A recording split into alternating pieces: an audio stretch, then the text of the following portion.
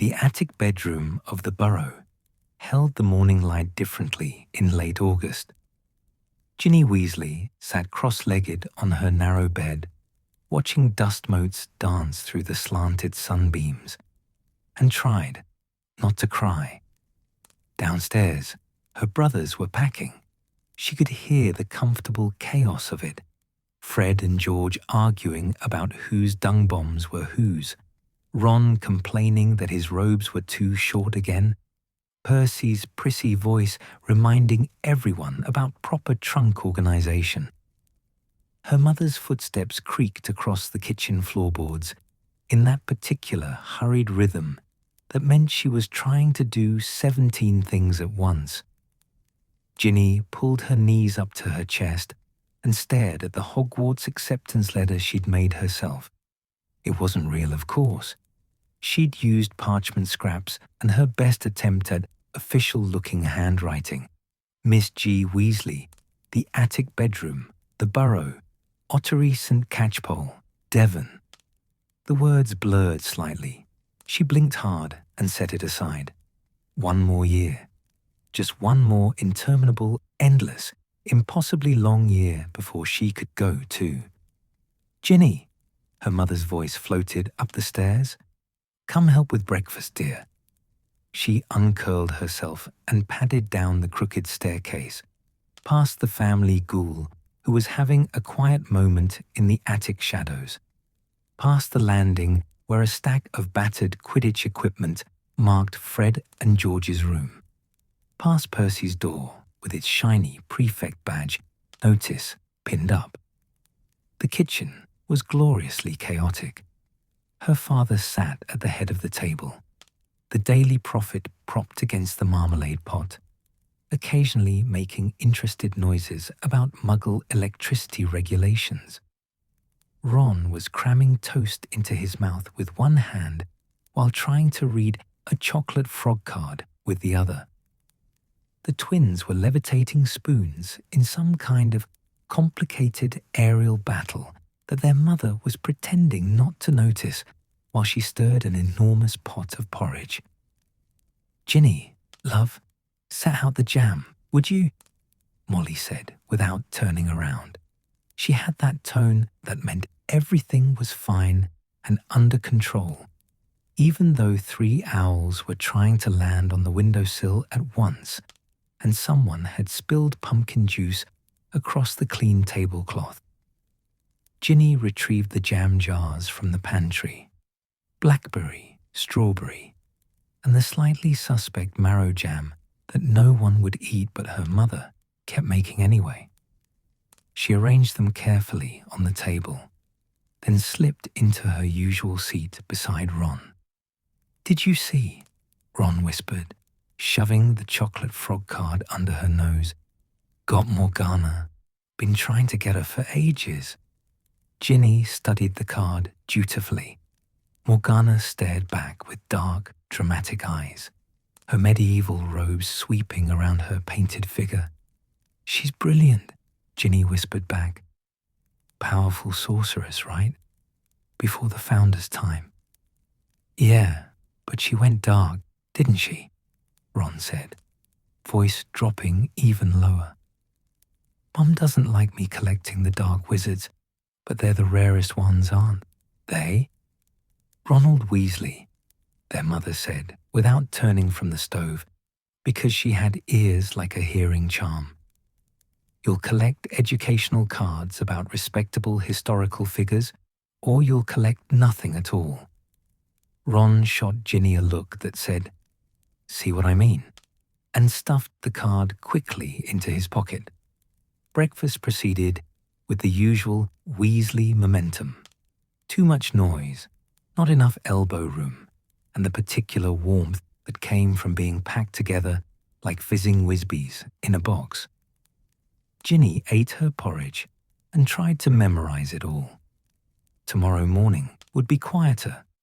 It was always quieter when the boys left for Hogwarts. After breakfast, she volunteered to help with the packing. Her mother looked at her with that soft, knowing expression that made Ginny feel about 6 years old. but didn't say anything except, "That's very sweet, dear. Why don't you help Ron sort his books?" Ron's room was a disaster. Robes in heaps, spell books scattered across every surface, a broken self-shuffling playing cards deck spilling across his desk, and Scabbers the rat sleeping in a tangled nest of socks. Ginny picked her way through the debris and began gathering books into a stack. "You don't have to," Ron said, sounding embarrassed. He was folding, well, wadding, really, his robes into something that might charitably be called trunk-ready. "I want to," Ginny said firmly. She ran her fingers over the covers.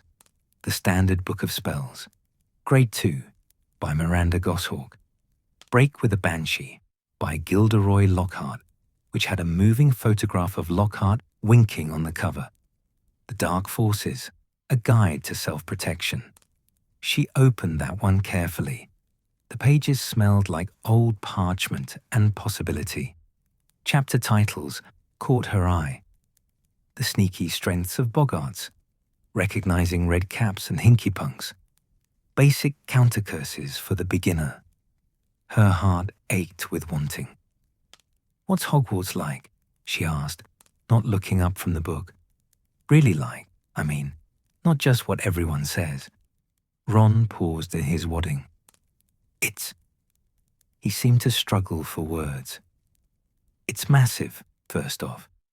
You think you know because of the pictures and everything, but you don't. The staircases move, right? And you'll be late to Transfiguration because the stairs decided to take you to the trophy room instead. And the food, Ginny, the food. It's like Christmas dinner every single night." "What about the classes?" Ginny pressed. "And the common room, and," she hesitated, "and Harry Potter?" Ron's ears went slightly pink. "Harry's brilliant. Best friend a bloke could have. Saved my life last year, didn't he? With the chess game and you-know-who and everything." He said this with careful casualness that didn't fool Ginny for a moment. Her brother was friends with Harry Potter. Actually, friends with him. "Is he?" Ginny's voice came out smaller than she'd intended. "Is he nice?" "Course he is," Ron said, looking baffled by the question. "Bit famous, yeah, but he doesn't go on about it. Gets embarrassed when people stare, actually. You'd like him." Ginny's cheeks felt warm. She focused very hard on stacking Ron's books, with their spines perfectly aligned. She'd seen Harry Potter exactly 3 times. Once at King's Cross last year, just a glimpse of dark hair and round glasses before he disappeared through the barrier. Once in the Daily Prophet photograph after he'd defeated you-know-who again, looking skinny and uncomfortable in the flash. And once in her dreams, which didn't count but felt more real than either of the other times. In her dreams, Harry Potter noticed her, spoke to her, thought she was interesting and brave and worth knowing. In her dreams, she didn't turn into a stammering, blushing idiot. She could be clever and funny and impressive. The reality would probably be different. She'd probably knock over his cauldron in potions, or say something monumentally stupid, or, worst of all, just be invisible. Another Weasley, another redhead in hand-me-down robes. Nothing special about her at all. "Right then," Ron said, surveying his trunk with satisfaction. Everything was crammed in at odd angles, but the lid closed, which was apparently all that mattered. Fancy helping Fred and George. They've probably got illegal stuff everywhere, and Mum'll have kittens if she finds it before they've hidden it properly. The twins' room was, predictably, a hazardous zone. Strange smells emanated from various corners. Their trunks lay open like hungry mouths, and the space between them was strewn with what looked like the entire inventory of a particularly unregulated joke shop. "Ickle Guineakins," Fred announced when she appeared in the doorway. "Come to aid us in our hour of need." "We're hiding the experimental fireworks," George explained seriously. "Mum's got a nose for dragon dung bombs now, so we're getting creative."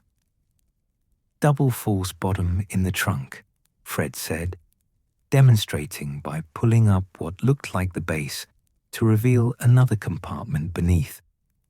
Stroke of genius, really. "Could have just not brought illegal fireworks to school," Ginny pointed out. The twins looked at her with identical expressions of mock horror. Not bring fireworks to Hogwarts? Where would be the fun in that? Besides, Fred added, becoming more serious, 7th years get away with murder. Well, not actual murder. That'd be Slytherin territory. "Oi, not all Slytherins are bad," George said. "Just most of them." They worked in comfortable quiet for a while, Ginny rolling up socks and gathering scattered quills, while the twins performed increasingly elaborate concealment charms on their more questionable possessions. Through the window, she could see the garden gnomes staging what looked like a territorial dispute near the vegetable patch. One of them was waving a tiny fist at the sky. "You'll love it, you know," Fred said suddenly. "Hogwarts. When you get there next year," George continued, because they did that, finished each other's thoughts like a single person in two bodies. "Common room's brilliant. Always warm, even in winter. Fires going all the time. House elves, in it. They keep everything perfect. And the portraits," Fred grinned. "They're chatty old things. Sir Cadogan'll probably challenge you to a duel your first week." "Fat lady likes a good gossip," George added. "Knows everything happening in the castle before the teachers do." Ginny felt something loosen in her chest. "Really? Really?" they said together. That evening, after a supper that felt both festive and melancholy, her mother's way of marking endings and beginnings, Ginny retreated to her room with a stack of Ron's old textbooks he'd said she could borrow. She arranged them on her bed like treasures. The Standard Book of Spells, Grade 1. A History of Magic by Bathilda Bagshot. Magical Theory by Adalbert Waffling. 1000 Magical Herbs and Fungi. She opened the Standard Book of Spells first. The pages were worn soft, margins full of Ron's bored doodles and occasional notes. "Tried this on Scabbers. Didn't work. And Flitwick says it's the swish that matters. The wand lighting charm, the levitation charm, the unlocking spell." She mouthed the incantations silently. "Lumos, Wingardium Leviosa, Alohomora." They felt like prayers, like promises. She imagined herself in the charms classroom, Professor Flitwick standing on his stack of books, demonstrating the proper wand movement. She'd pay attention, practice harder than anyone, get it right on the first try. Harry Potter would be there, perhaps, sitting a few seats away. He'd notice her casting perfectly and think, "She's clever, that one." The fantasy was warm and bright, and utterly impossible to resist. She moved through the books one by one, absorbing everything. Magical theory was dense and philosophical, something about the fundamental principles of magic being tied to intent and will. A history of magic was exactly as boring as Ron had warned, but she read it anyway, hungry for any information about Hogwarts. The castle had been founded over 1,000 years ago by Godric Gryffindor, Helga Hufflepuff, Rowena Ravenclaw, and Salazar Slytherin. They'd built it together, these 4 brilliant witches and wizards, created a place where magic could be taught and preserved. The Sorting Hat had been Gryffindor's, enchanted by all 4 founders to choose students for their houses based on valued qualities. Ginny tried to imagine being sorted, the hat on her head speaking in its gravelly voice, peering into her thoughts. Would it see her as brave, loyal, clever, ambitious? Please, she thought, at her imaginary sorting hat, please let me be in Gryffindor with Ron and Harry and everyone else. She fell asleep with magical theory open across her chest and dreamed of moving staircases. The next morning arrived too quickly and too slowly at once. Her mother was up before dawn, cooking an enormous farewell breakfast, even though they'd all be too nervous and excited to eat properly. Her father had taken the day off work, highly unusual, to drive them to King's Cross.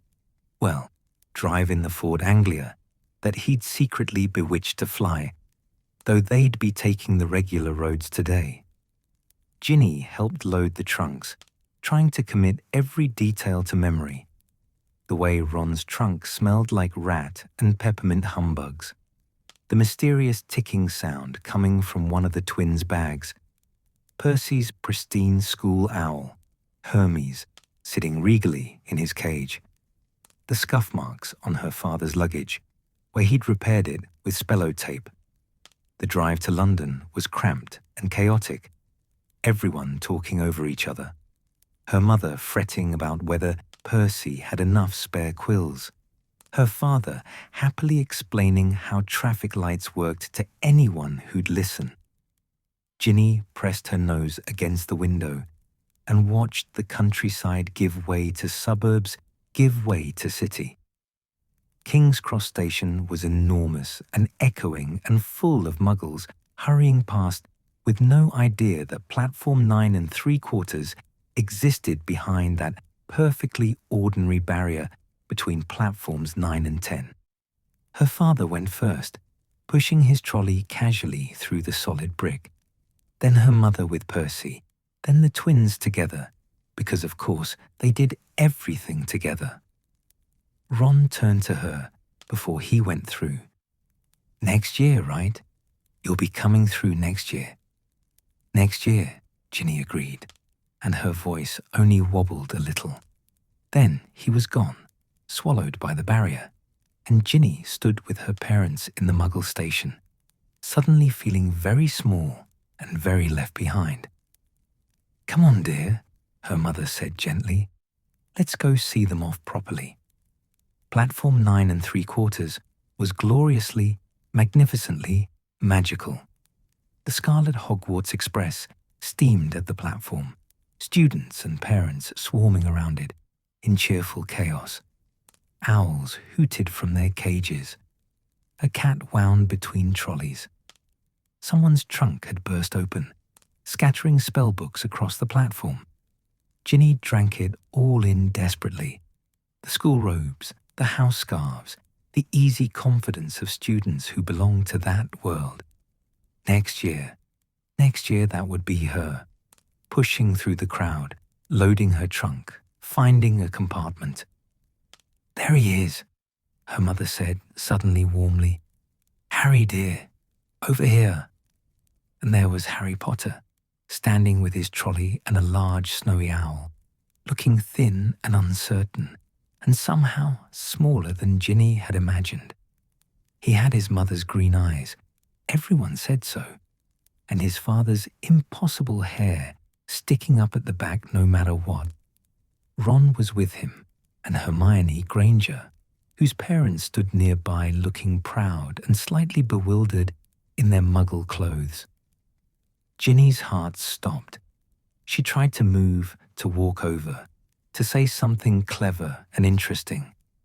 Her mouth opened. Nothing came out except a small squeaking sound. Harry looked at her. Their eyes met for exactly 1 second. Then Ginny turned and fled, knocking over someone's cauldron and very nearly face-planting into a trolley, and ended up hiding behind her father while her face burned hot enough to melt iron. That's Harry Potter, she heard a young girl whisper nearby, pointing, defeated you-know-who when he was a baby. Wonder what he's really like. The train whistle blew. Students were climbing aboard, hanging out windows to wave goodbye, calling last-minute instructions to their parents.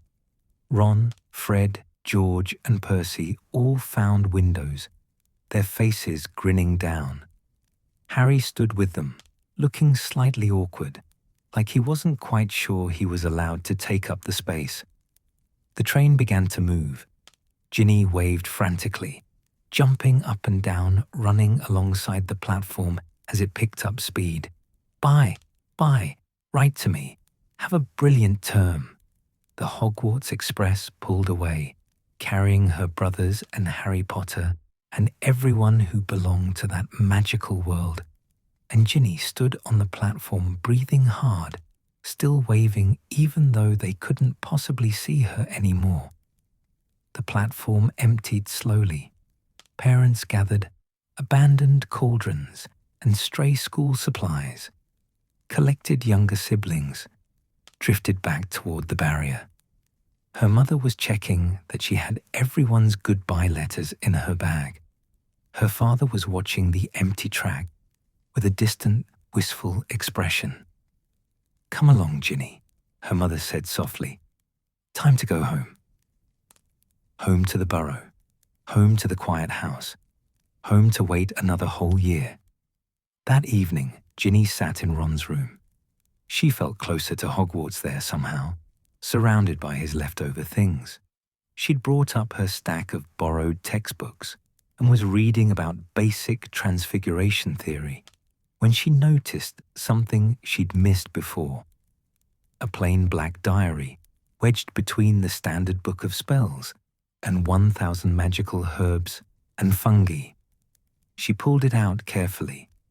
The cover was worn soft leather, no title, no marking except the faintest impression where a name might once have been stamped. The pages were blank, yellowed with age, but empty. It must have gotten mixed in with the school books somehow. Perhaps one of the boys had left it behind, forgotten. Or perhaps, and this made her breath catch, perhaps it had been waiting in flourish and blots among the second-hand books her mother had bought, just waiting for someone to find it. Ginny ran her fingers over the cover. A diary, a secret place for thoughts. She carried it back to her room, found a quill and ink, and settled at her tiny desk. Outside her window, the first stars were appearing over the burrow's crooked roofline. Somewhere, miles and miles away, the Hogwarts Express was arriving at Hogsmeade Station. Her brothers were climbing into carriages, pulling up to the castle, walking through those enormous oak doors. Ginny opened the diary to the first page. She thought about everything she wanted to say, everything she was feeling, the loneliness and longing and desperate wish to belong to that world. She thought about Harry Potter's green eyes and her own burning embarrassment. She thought about moving staircases and house elves keeping fires warm and portraits that gossiped about students. Then she put quill to parchment and began to write. Dear Diary, my name is Ginny Weasley, and I'm going to tell you about everything. The words flowed easily, naturally, like the diary was meant to hold them. She wrote about her brothers leaving, about King's Cross platform, about seeing Harry. She wrote about next year and how desperately she wanted it to arrive, about her dreams of Hogwarts and adventure and proving she could be just as brave and brilliant as anyone else. When she finally set down her quill, 3 pages were full of her careful handwriting, and she felt lighter somehow, like the loneliness had transferred itself into the diary's pages and could be contained there, manageable. She closed the diary gently and placed it under her pillow. Tomorrow she'd write more, She'd write about all her hopes and dreams and plans. She'd write about wanting to be someone worth noticing, worth knowing, worth remembering. The diary would keep all her secrets safe. Outside, an owl called in the darkness. Ginny climbed into bed, pulled her worn blankets up, and let herself dream of Hogwarts. September settled over the burrow like a gentle spell gone quiet. The house felt too large now, echoing with the absence of 4 boys who'd filled every corner with noise and chaos. Ginny wandered through rooms that had never seemed empty before. The twins' bedroom, with its faint, lingering smell of experimental potions. Ron's space where Scabbers' empty cage sat gathering dust. Even Percy's meticulously organized corner felt hollow without his pompous voice droning about cauldron thickness regulations. Her mother tried to keep things normal. There were still meals to cook, still garden gnomes to degnome, still laundry that somehow multiplied even with half the family gone. But Ginny caught her sometimes, standing at the kitchen window with a faraway expression, or checking the owl perch more frequently than necessary. "They'll write soon," her father said gently one evening, finding both of them staring at the empty perch. "Always takes a few days for the owls to arrive. Hogwarts is quite far, you know." Ginny nodded, but the waiting felt heavy. She missed the sounds of her brothers, Ron's complaints about homework, the twins' whispered scheming, even Percy's insufferable lectures. The burrow's usual warmth felt diluted, spread too thin across the remaining 3 of them. She spent her days practicing with her wand. Just simple movements, no actual magic yet, but her mother had said she could prepare. In the garden, hidden behind the tool shed, where the gnomes held their political meetings, she'd practice the wand motions she'd memorized from Ron's textbooks. The swish and flick for levitation, the upward arc for the wand lighting, charm. She whispered the incantations under her breath, Wingardium Leviosa, Lumos, Alohomora. Nothing happened, of course.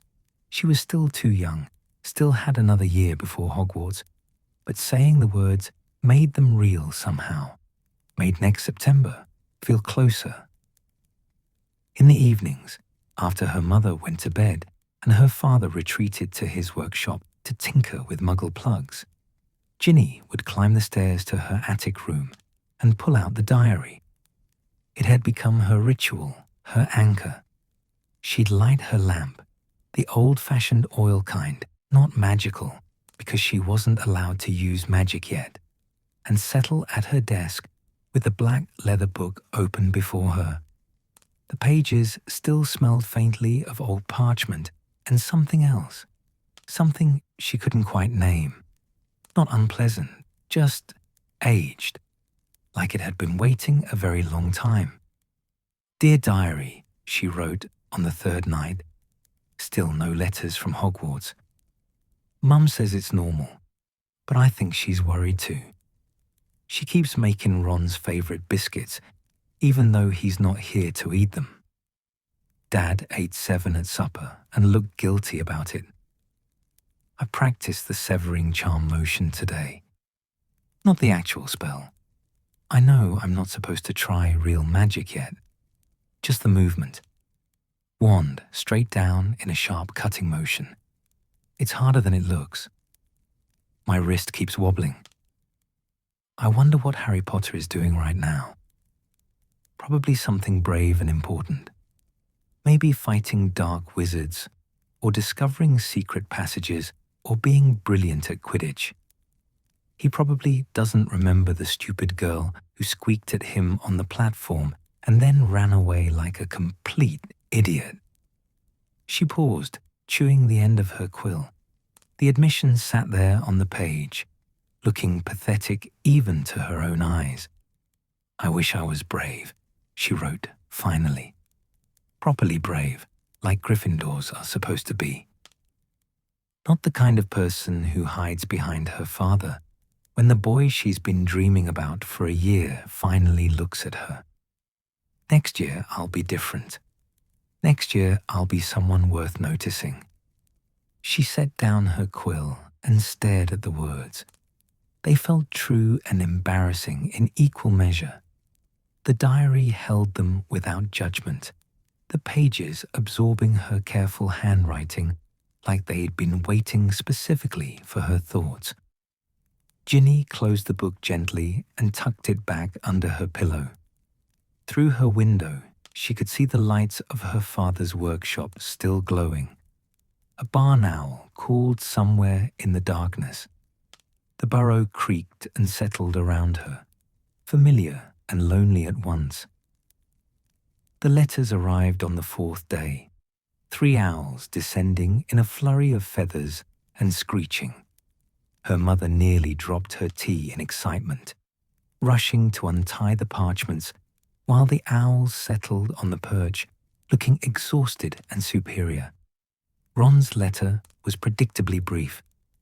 Dear Mum, Dad, and Ginny, Hogwarts is brilliant. Food's even better than last year. Got a new defense against the dark arts teacher, Gilderoy Lockhart. He's useless, but Hermione thinks he's amazing, which is mental. Harry's fine. Says hello. We've got Quidditch trials next week. Miss you a bit. Love, Ron P.S. Don't let Ginny touch my Chudley Cannons poster. Ginny smiled despite herself. That was Ron, all right. More words about Quidditch than about actual classes. The twins' letter was longer and more chaotic. 2 different handwritings wrestling across the parchment. Dearest family, especially Ginny, our favourite sister. Hogwarts welcomes us back. 3rd year is brilliant. We've got Hogsmeade weekends now, which means Zonko's joke shop access, which means unlimited potential for mayhem. Filch is already watching us, which is precisely as it should be. Little Ronnykins made Gryffindor's Quidditch team. Keeper. We're very proud and also planning to ruthlessly mock him during practices.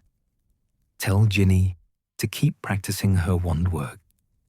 She'll need it next year when we teach her all the spells the teachers won't. Love and dung bombs, Gred and Forge. Even Percy had written, though his letter was mostly a detailed account of his duties as prefect and his concerns about whether his mother was properly airing his dress robes. Ginny skimmed it quickly, but saved every word anyway. They were connections to Hogwarts, to that world she desperately wanted to join. That evening, she wrote back to all of them, careful, newsy letters about the burrow and the garden, and how many chocolate frog cards she'd managed to trade for at the village shop. To Ron, she added, I haven't touched your stupid poster yet. Say hello to Harry for me. Tell him I'm sorry for being weird at the station. Then she crossed out that last sentence and rewrote the letter without it. Later, alone in her room, she told the diary instead, I can't even mention Harry in a letter without feeling stupid, she wrote. What's wrong with me? He's just a person, a boy. Granted, a boy who defeated the darkest wizard in history and saved the entire wizarding world, but still, just a person. Mum says I'll grow out of this crush. She says all girls get silly about boys at my age. But it doesn't feel silly. It feels enormous and terrifying, and like if I could just talk to him properly, just once, I could be different, better, braver.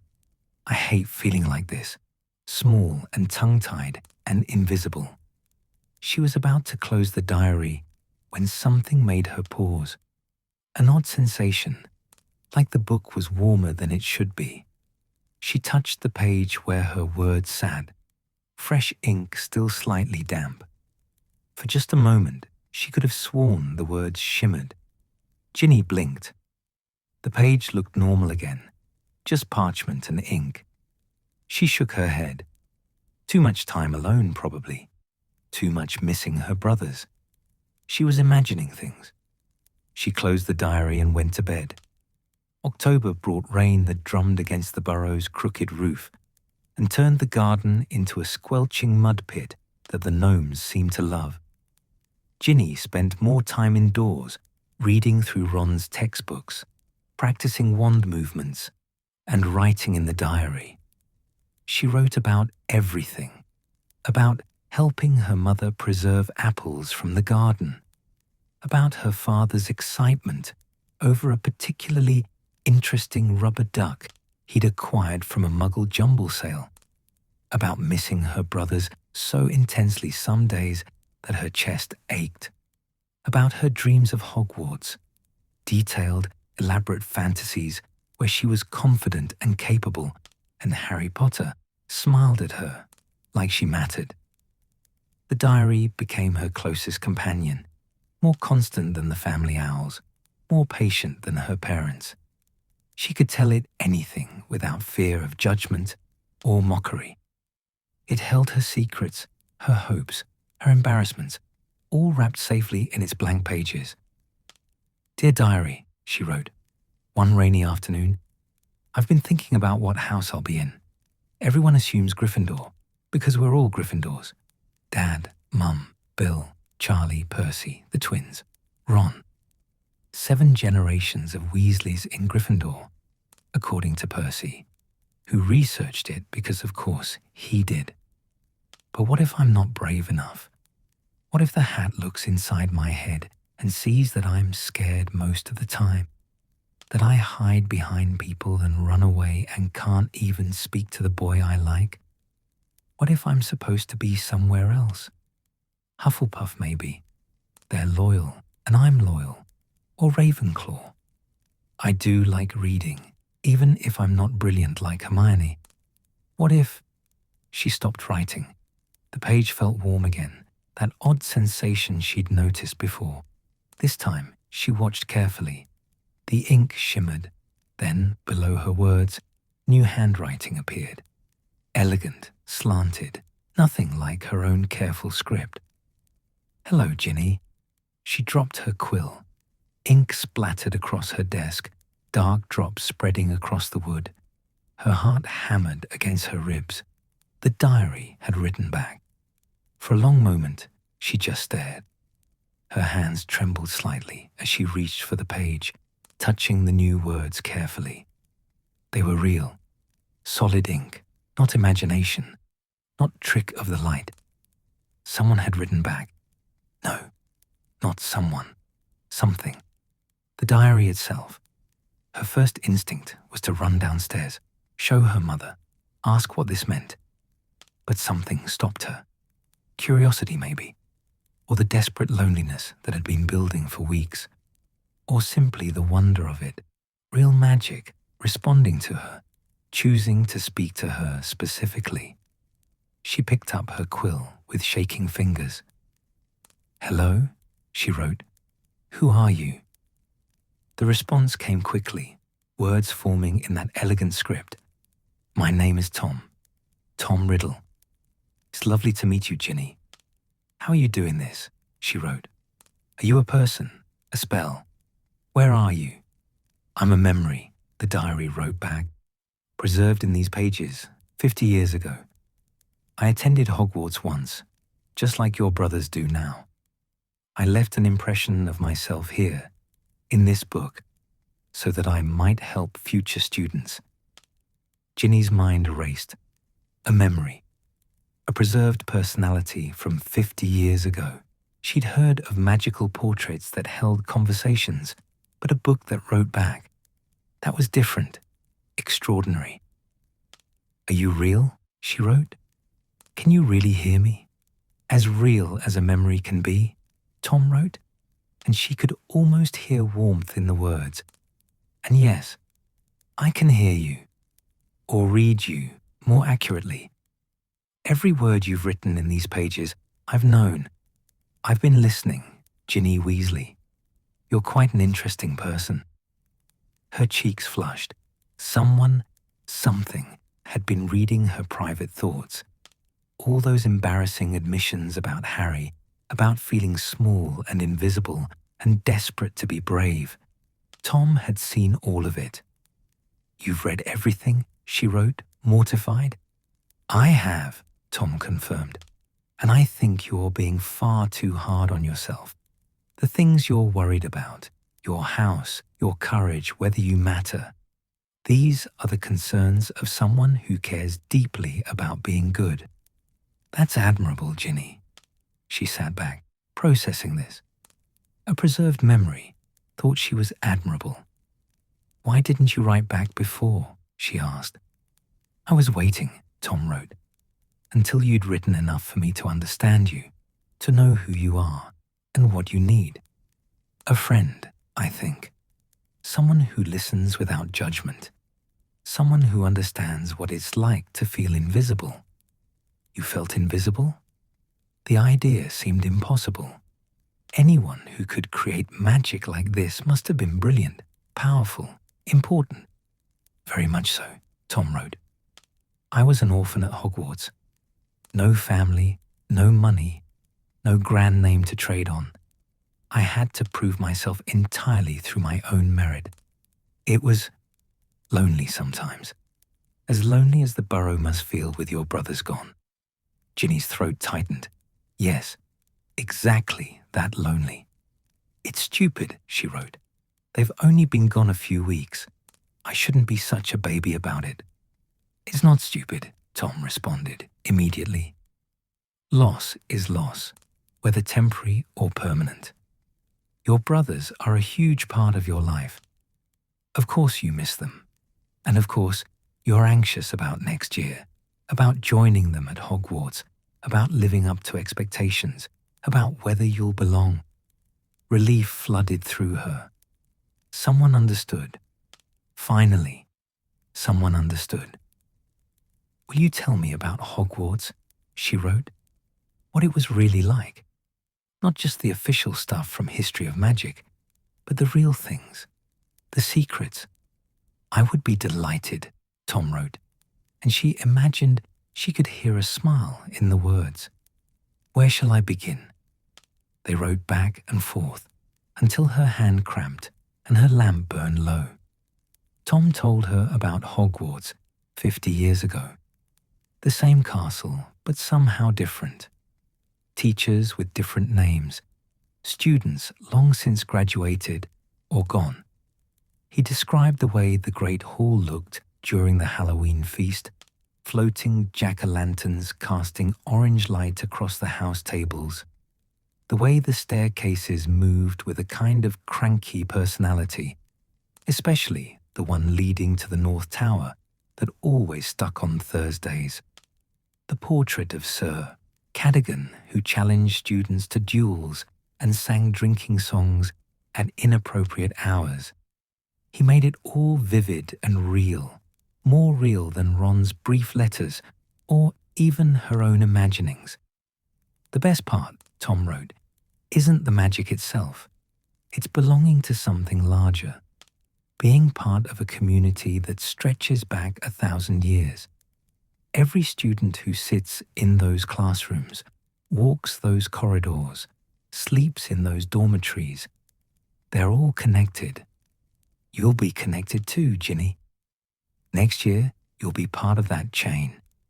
"I hope so," she wrote back. "I hope I'm good enough." "You are," Tom assured her. "Trust me, I've seen many students pass through Hogwarts in my memory, and you have something special, a spark. The Sorting Hat will see it too." She wanted desperately to believe him. When she finally closed the diary, the sky outside was full dark and the Burrow silent. Her mother had gone to bed hours ago, but Ginny didn't feel tired. She felt energized, hopeful, less alone than she had in weeks. She had a friend now, a friend who understood, who listened, who thought she was special. Tom Riddle, whoever, whatever he had been, was hers now. Her secret, her confidant, her connection to the magical world she longed to join. She tucked the diary carefully under her pillow and climbed into bed smiling. Over the following weeks, Ginny fell into a comfortable rhythm. During the day, she helped her mother, practiced her wand work, read through textbooks. In the evenings, she retreated to her room and talked with Tom. He was endlessly patient, answering her questions about Hogwarts, about magic, about what it meant to be a witch. He told her stories about his school days, the time he'd accidentally turned his own hair purple in potions, the house elf he'd befriended in the kitchens, the secret passage behind the statue of Gregory the Smarmy. The thing about magic, Tom wrote one evening, is that it responds to intent, to will. It's not just about waving a wand and saying words, it's about meaning it. When you cast a spell next year, don't just think the incantation. Feel what you want to happen.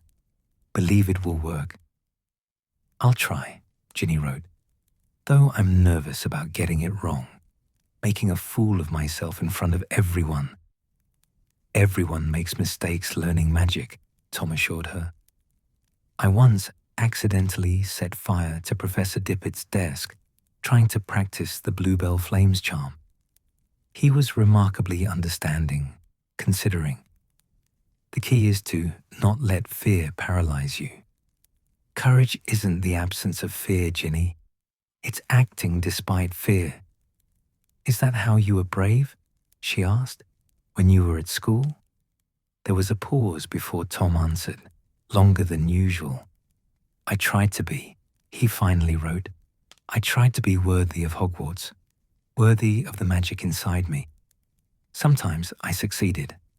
Sometimes I failed. But I never stopped trying. Ginny traced his words with her finger. She liked imagining Tom as a student, clever, determined, maybe a bit lonely like her. Someone who'd had to prove himself. Someone who understood what it meant to want desperately to belong. Thank you, she wrote, for talking to me, for making this waiting less awful. Thank you for finding me, Tom wrote back, for giving me a voice again after so many years of silence. You're quite special, Ginny Weasley. I hope you know that. Her cheeks warmed with pleasure. Special. He thought she was special. November arrived with early frost and the first hints of winter. Letters from her brothers continued to arrive regularly. Ron's increasingly focused on Quidditch and Harry and mysterious things happening at school that he couldn't quite explain. The twins wrote about Hogsmeade weekends and elaborate pranks. Percy wrote pompous paragraphs about his duties that made Ginny's eyes glaze over. But it was Tom she told everything to. Tom who really listened. Tom who made her feel like she mattered. I got a letter from Ron today, she wrote, one evening. He says someone's been petrifying students, turning them to stone somehow. He says Harry can hear voices in the walls, a voice no one else can hear, something about a monster. She paused, remembering the fear that had run underneath Ron's usual casual tone. Does that sound familiar? She wrote. From when you were at school? Tom's response took longer than usual. There were always rumors, he finally wrote. Stories about the Chamber of Secrets, about Salazar Slytherin's monster hidden somewhere in the castle. Most students thought it was legend, a myth to frighten first years. But you don't think it's a myth? Ginny pressed. I think, Tom wrote carefully, that Hogwarts holds many secrets, some beautiful, some dangerous. If there is a monster, the teachers will handle it. They always do. Try not to worry. But Ginny did worry. She worried about Ron and Harry and all the students at Hogwarts. She worried about whether it would be safe when she went next year. Mostly, though, she wrote in the diary and listened to Tom's stories and counted down the days until she could board the Hogwarts Express herself. The diary had become more than a book. It was her anchor, her comfort, her proof that she was worth talking to, worth knowing. She didn't notice in the gathering November darkness that her handwriting in the diary was taking longer to dry, that the pages seemed to drink in her words with increasing hunger, that sometimes, when she closed the book, her hands felt colder than they should. She only noticed that Tom was her friend, and friends, real friends, were worth everything. Outside her window, the first snow began to fall across the Burrow's garden. Inside, Ginny wrote by lamplight, pouring her heart onto pages that listened, and felt less alone than she had in months. "Dear Tom," she wrote, "tell me more about the castle. Tell me everything. I want to know it all before I get there. I want to belong there like you did." And in elegant script, Tom wrote back, his words warm and welcoming and kind. "Of course, dear, Ginny. I'll tell you everything you want to know." The Hogwarts Express pulled away from platform 9 3/4, with Ginny Weasley finally aboard, and she felt like she might burst from the sheer impossible reality of it. She'd made it. After a year of waiting, of dreaming, of writing desperate longings into the diary, she was actually here. The Scarlet Engine steamed northward, carrying her toward the castle she'd imagined so many times that the fantasy and reality blurred together. In the compartment, she sat pressed against the window, watching the London suburbs give way to countryside. Her trunk was stowed overhead, containing her second-hand books, her mother's carefully repaired robes, and, tucked beneath her folded nightgowns, the black diary that had become her most precious possession. She'd brought Tom with her. Of course she had. He was the one who'd gotten her through the lonely year, who'd made her believe she could do this. She'd written to him just that morning, "Today's the day.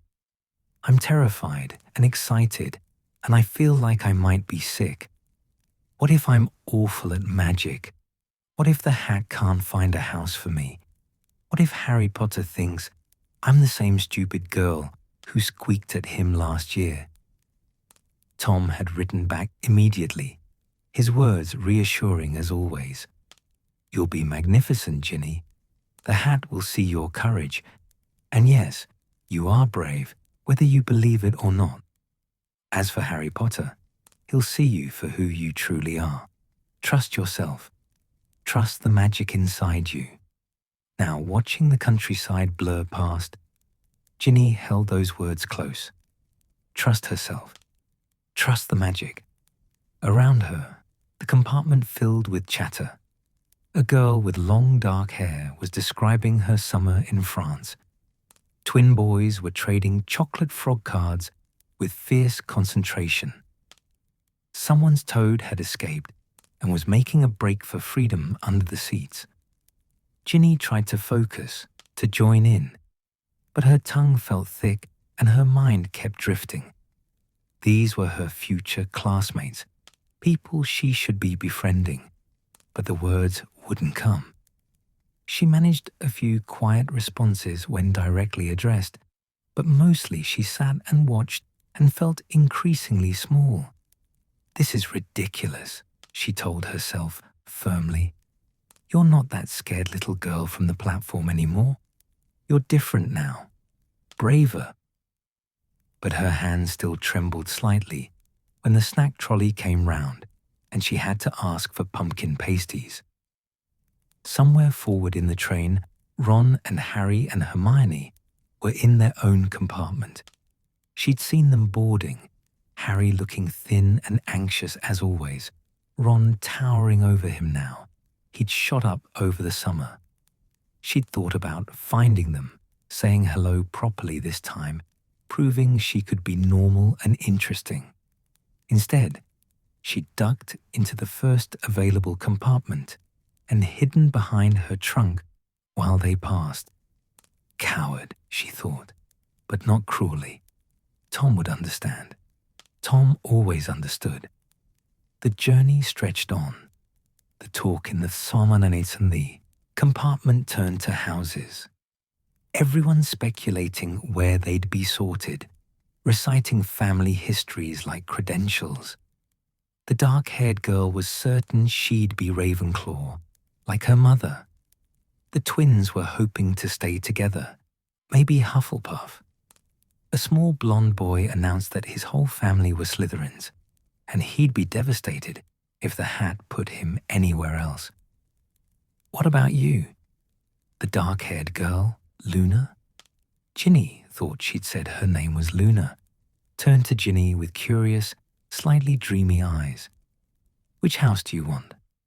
Gryffindor, Ginny said quietly. My whole family's been Gryffindor. That must be nice, Luna said, knowing where you belong. I'm not sure where I belong yet. Me neither, Ginny admitted, then immediately regretted it. She was supposed to be confident, certain, the way Tom had taught her.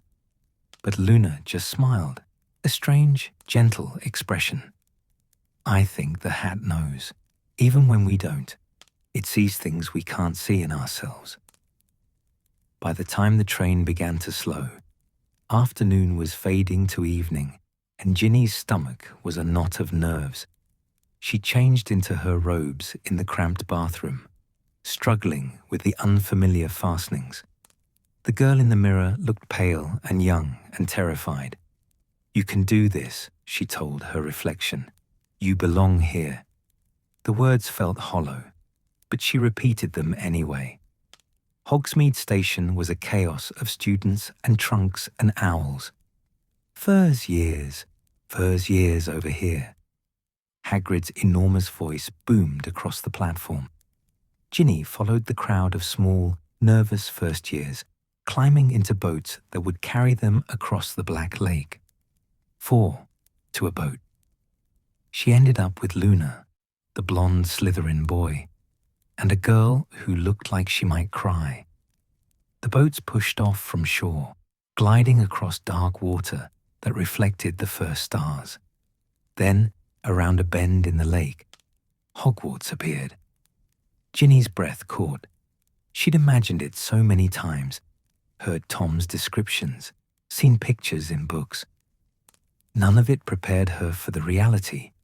The castle rising from the cliffs, windows glowing like golden eyes, turrets and towers reaching toward the sky. Magic radiated from every stone, ancient and powerful and welcoming. It was the most beautiful thing she'd ever seen. Wow, breathed the girl, who'd looked ready to cry. And Ginny realized she'd spoken for all of them. The boats carried them through an opening in the cliff face into an underground harbor where they disembarked onto rocky shore. Hagrid led them up steps carved into the rock, through passageways that opened finally onto smooth grass. Then they were at the castle entrance, enormous oak doors that swung open at Hagrid's knock. The entrance hall was vast, lit by flaming torches, the stone floor worn smooth by 1,000 years of students. A marble staircase led upward, branching into corridors that disappeared into shadow. Ginny could hear voices from beyond a set of double doors, the great hall where the other students were already gathering. Professor McGonagall appeared, looking stern and elegant in dark robes. She explained about the houses, about the sorting, about the importance of their conduct. Ginny tried to listen, but her heart was hammering so loud she could barely hear. Trust yourself, she thought, remembering Tom's words. Trust the magic inside you. The doors to the great hall opened.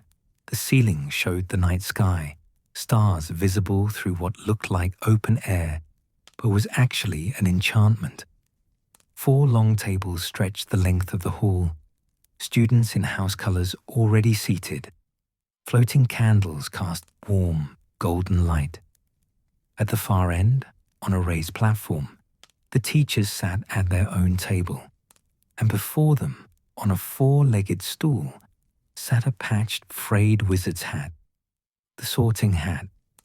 Ginny walked with the other first years down the aisle between tables.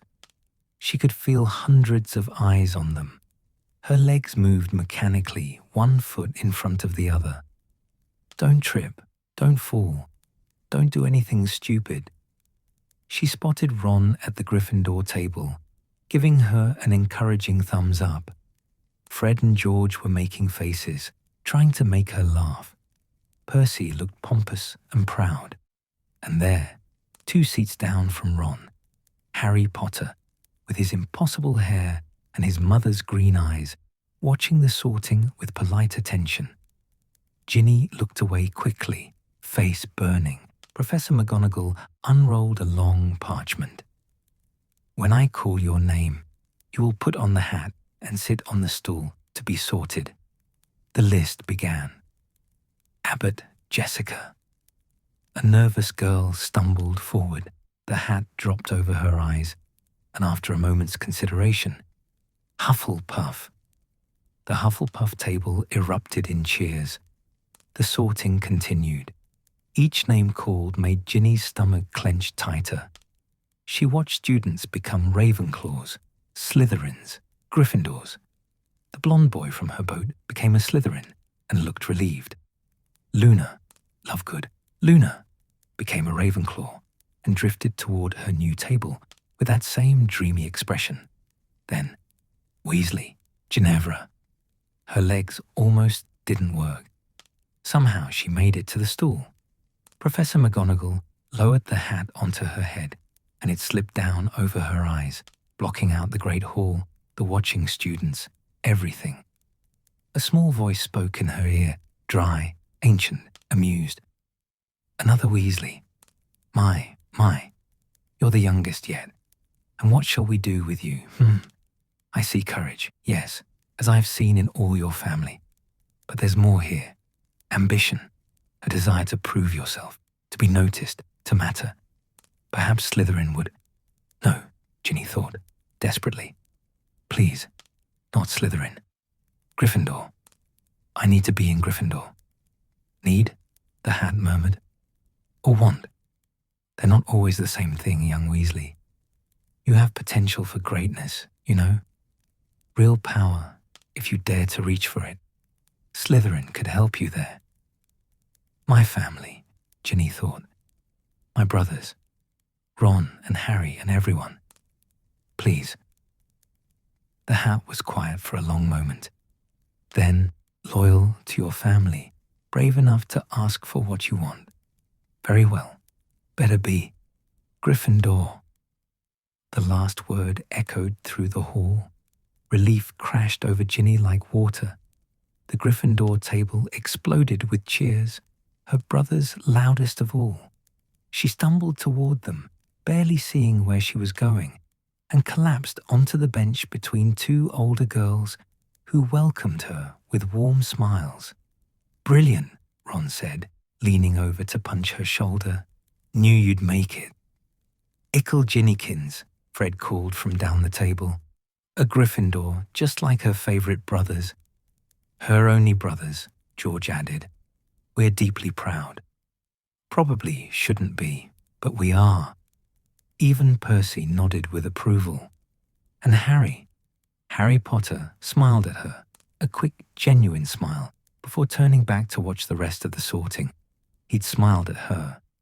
Ginny's cheeks burned, but her heart soared. She'd done it. She was here. She was a Gryffindor. The sorting finished.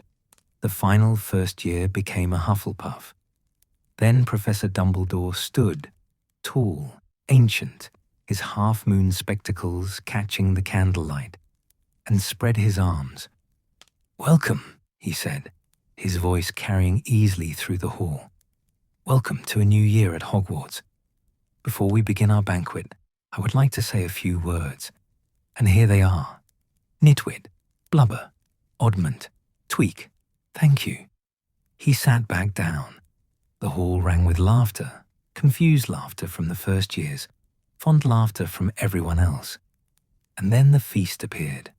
The empty golden plates filled with food, roast beef, roast chicken, pork chops, lamb chops, sausages, bacon, steak, potatoes, in every preparation imaginable, vegetables, bread rolls, and more. Ginny had thought her mother's cooking was wonderful, but this was extraordinary. The bounty of it, the magic of it, the casual abundance. She filled her plate carefully, trying not to seem too eager or too greedy. Around her, students ate and laughed and talked, the noise level rising to a cheerful roar. The girl next to her, a third year named Sarah, pointed out notable students at other tables, told stories about her summer, asked Ginny questions about the burrow. Ginny managed to answer, to seem interested and interesting. But part of her attention stayed on Harry Potter, 2 seats away, talking with Ron and Hermione. His voice was quiet, uncertain, nothing like the confident hero she'd imagined. He looked tired, she realized, worried about something. I could talk to him, she thought. Just lean over and say something normal. Ask about his summer. Mention the flying car. Ron told me about that in his letters. But the words stuck in her throat. Her tongue felt thick and useless. What if she said something stupid? What if he thought she was annoying? What if... "You all right?" Sarah asked, noticing her distraction. "Fine," Ginny said quickly. "Just taking it all in." "It's overwhelming, first day," Sarah agreed. "Gets easier, though. You'll see." When the feast ended, the first years followed Percy. Their prefect, he reminded them importantly, up moving staircases to Gryffindor Tower. The castle was enormous, bewildering, full of doors and passages and stairs that led to unexpected places. Portraits watched them pass, commenting on the new students in stage whispers. Fresh faces. So young this year. That one's a Weasley. You can tell by the hair. Finally, they reached a corridor, ending in a portrait of a very fat lady in a pink silk dress. "Password?" she asked, looking them over with interest. "Fortuna Major," Percy said importantly. The portrait swung forward like a door, revealing a round opening in the wall. They climbed through into the Gryffindor common room. It was everything Tom had described and more. Comfortable, squashy armchairs, a fireplace where flames danced cheerfully, scarlet and gold hangings, the house colors everywhere. Windows overlooked the castle grounds, though it was too dark now to see anything beyond. The room felt warm and welcoming, lived in, loved. The fires going all the time, Tom had written once. House elves, keeping everything perfect. "You'll feel safe there, Ginny. You'll feel like you belong." He'd been right. Percy showed the first-year girls to their dormitory, up a spiral staircase, through a door that opened onto a circular room with 5 four-poster beds hung with velvet curtains. Each bed had a trunk at its foot. Ginny found hers by the window, her name on a small brass plaque. Her roommates introduced themselves as they unpacked. Sarah was one, then there was Fiona, a girl with tight curls and a loud laugh. Molly, not like your mum, different Molly, who was quiet and studious looking, and Emma, who announced that she'd been desperate for Gryffindor because all the best Quidditch players came from Gryffindor. They chatted as they prepared for bed, comparing impressions of the sorting, speculating about classes, gossiping about older students. Ginny participated when directly addressed, laughed at the right moments, but mostly she unpacked her trunk and thought about how she'd write all this to Tom. When the others finally settled into their beds and the lamps went out, Ginny lay in the darkness, listening to the unfamiliar sounds of the dormitory, breathing, someone shifting in sleep, the distant crackle of the common room fire below. Through her window, she could see the castle grounds stretching away into darkness, the forbidden forest a black mass against the star-scattered sky. She'd made it to Hogwarts. She was a Gryffindor. She'd survived the sorting and the feast and the overwhelming reality of this magical place. But lying there in the dark, she felt desperately homesick. The dormitory was comfortable but foreign. Her roommates were nice but strangers. The castle was beautiful but enormous and confusing. She wanted her mother. She wanted the burrow's crooked warmth. She wanted something familiar to hold on to. Quietly, carefully, she reached into her trunk and pulled out the diary. In the faint moonlight from the window, she could just make out its black leather cover. She held it against her chest, like a shield. "Dear Tom," she wrote mentally, too dark to actually use ink. "I made it. I'm here. I'm a Gryffindor. But I'm scared. Is that stupid? I'm at Hogwarts, the place I've dreamed about for a year, and I'm terrified. Everything's too big, too many people, too much magic. I couldn't even talk to Harry properly. He was right there, and I just froze like always. What if I'm not good enough? What if I fail at everything? What if I don't really belong here after all?" She held the diary tighter, imagining Tom's response. He'd tell her she was being too hard on herself, that everyone felt overwhelmed their first day, that she'd find her footing soon enough. She fell asleep clutching the diary, Tom's imagined reassurances warming her like the common room fire, and dreamed of moving staircases that led nowhere and a voice calling her name through dark corridors. The next morning arrived too early, announced by Fiona's cheerful voice. "Come on, first day. We've got to get breakfast and find our classrooms and everything." Ginny dragged herself from bed, disoriented and exhausted. The dormitory was organized chaos, girls pulling on robes, arguing over whose tie was whose, checking and rechecking their schedules. Ginny found her own schedule on the notice board. Transfiguration first thing, then herbology, break, charms, lunch, history of magic, and potions to end the day. A full schedule, a real Hogwarts schedule. Her hands shook slightly as she got dressed. The robes felt strange, official, like a costume she wasn't quite entitled to wear. She braided her hair to keep it neat, checked her bag 3 times to make sure she had everything, and followed the other girls down to breakfast. The great hall was bright with morning light pouring through the enchanted ceiling. Students filled the house tables, eating and laughing and making plans for the day. Ginny found a spot near Ron, who grunted good morning around a mouthful of eggs. "Sleep all right?" he asked when he'd swallowed. "Fine," Ginny lied. Harry was further down the table, talking with Hermione about their schedules. Ginny watched him peripherally, careful not to be obvious. He looked worried, she thought, kept glancing around like he expected something bad to happen.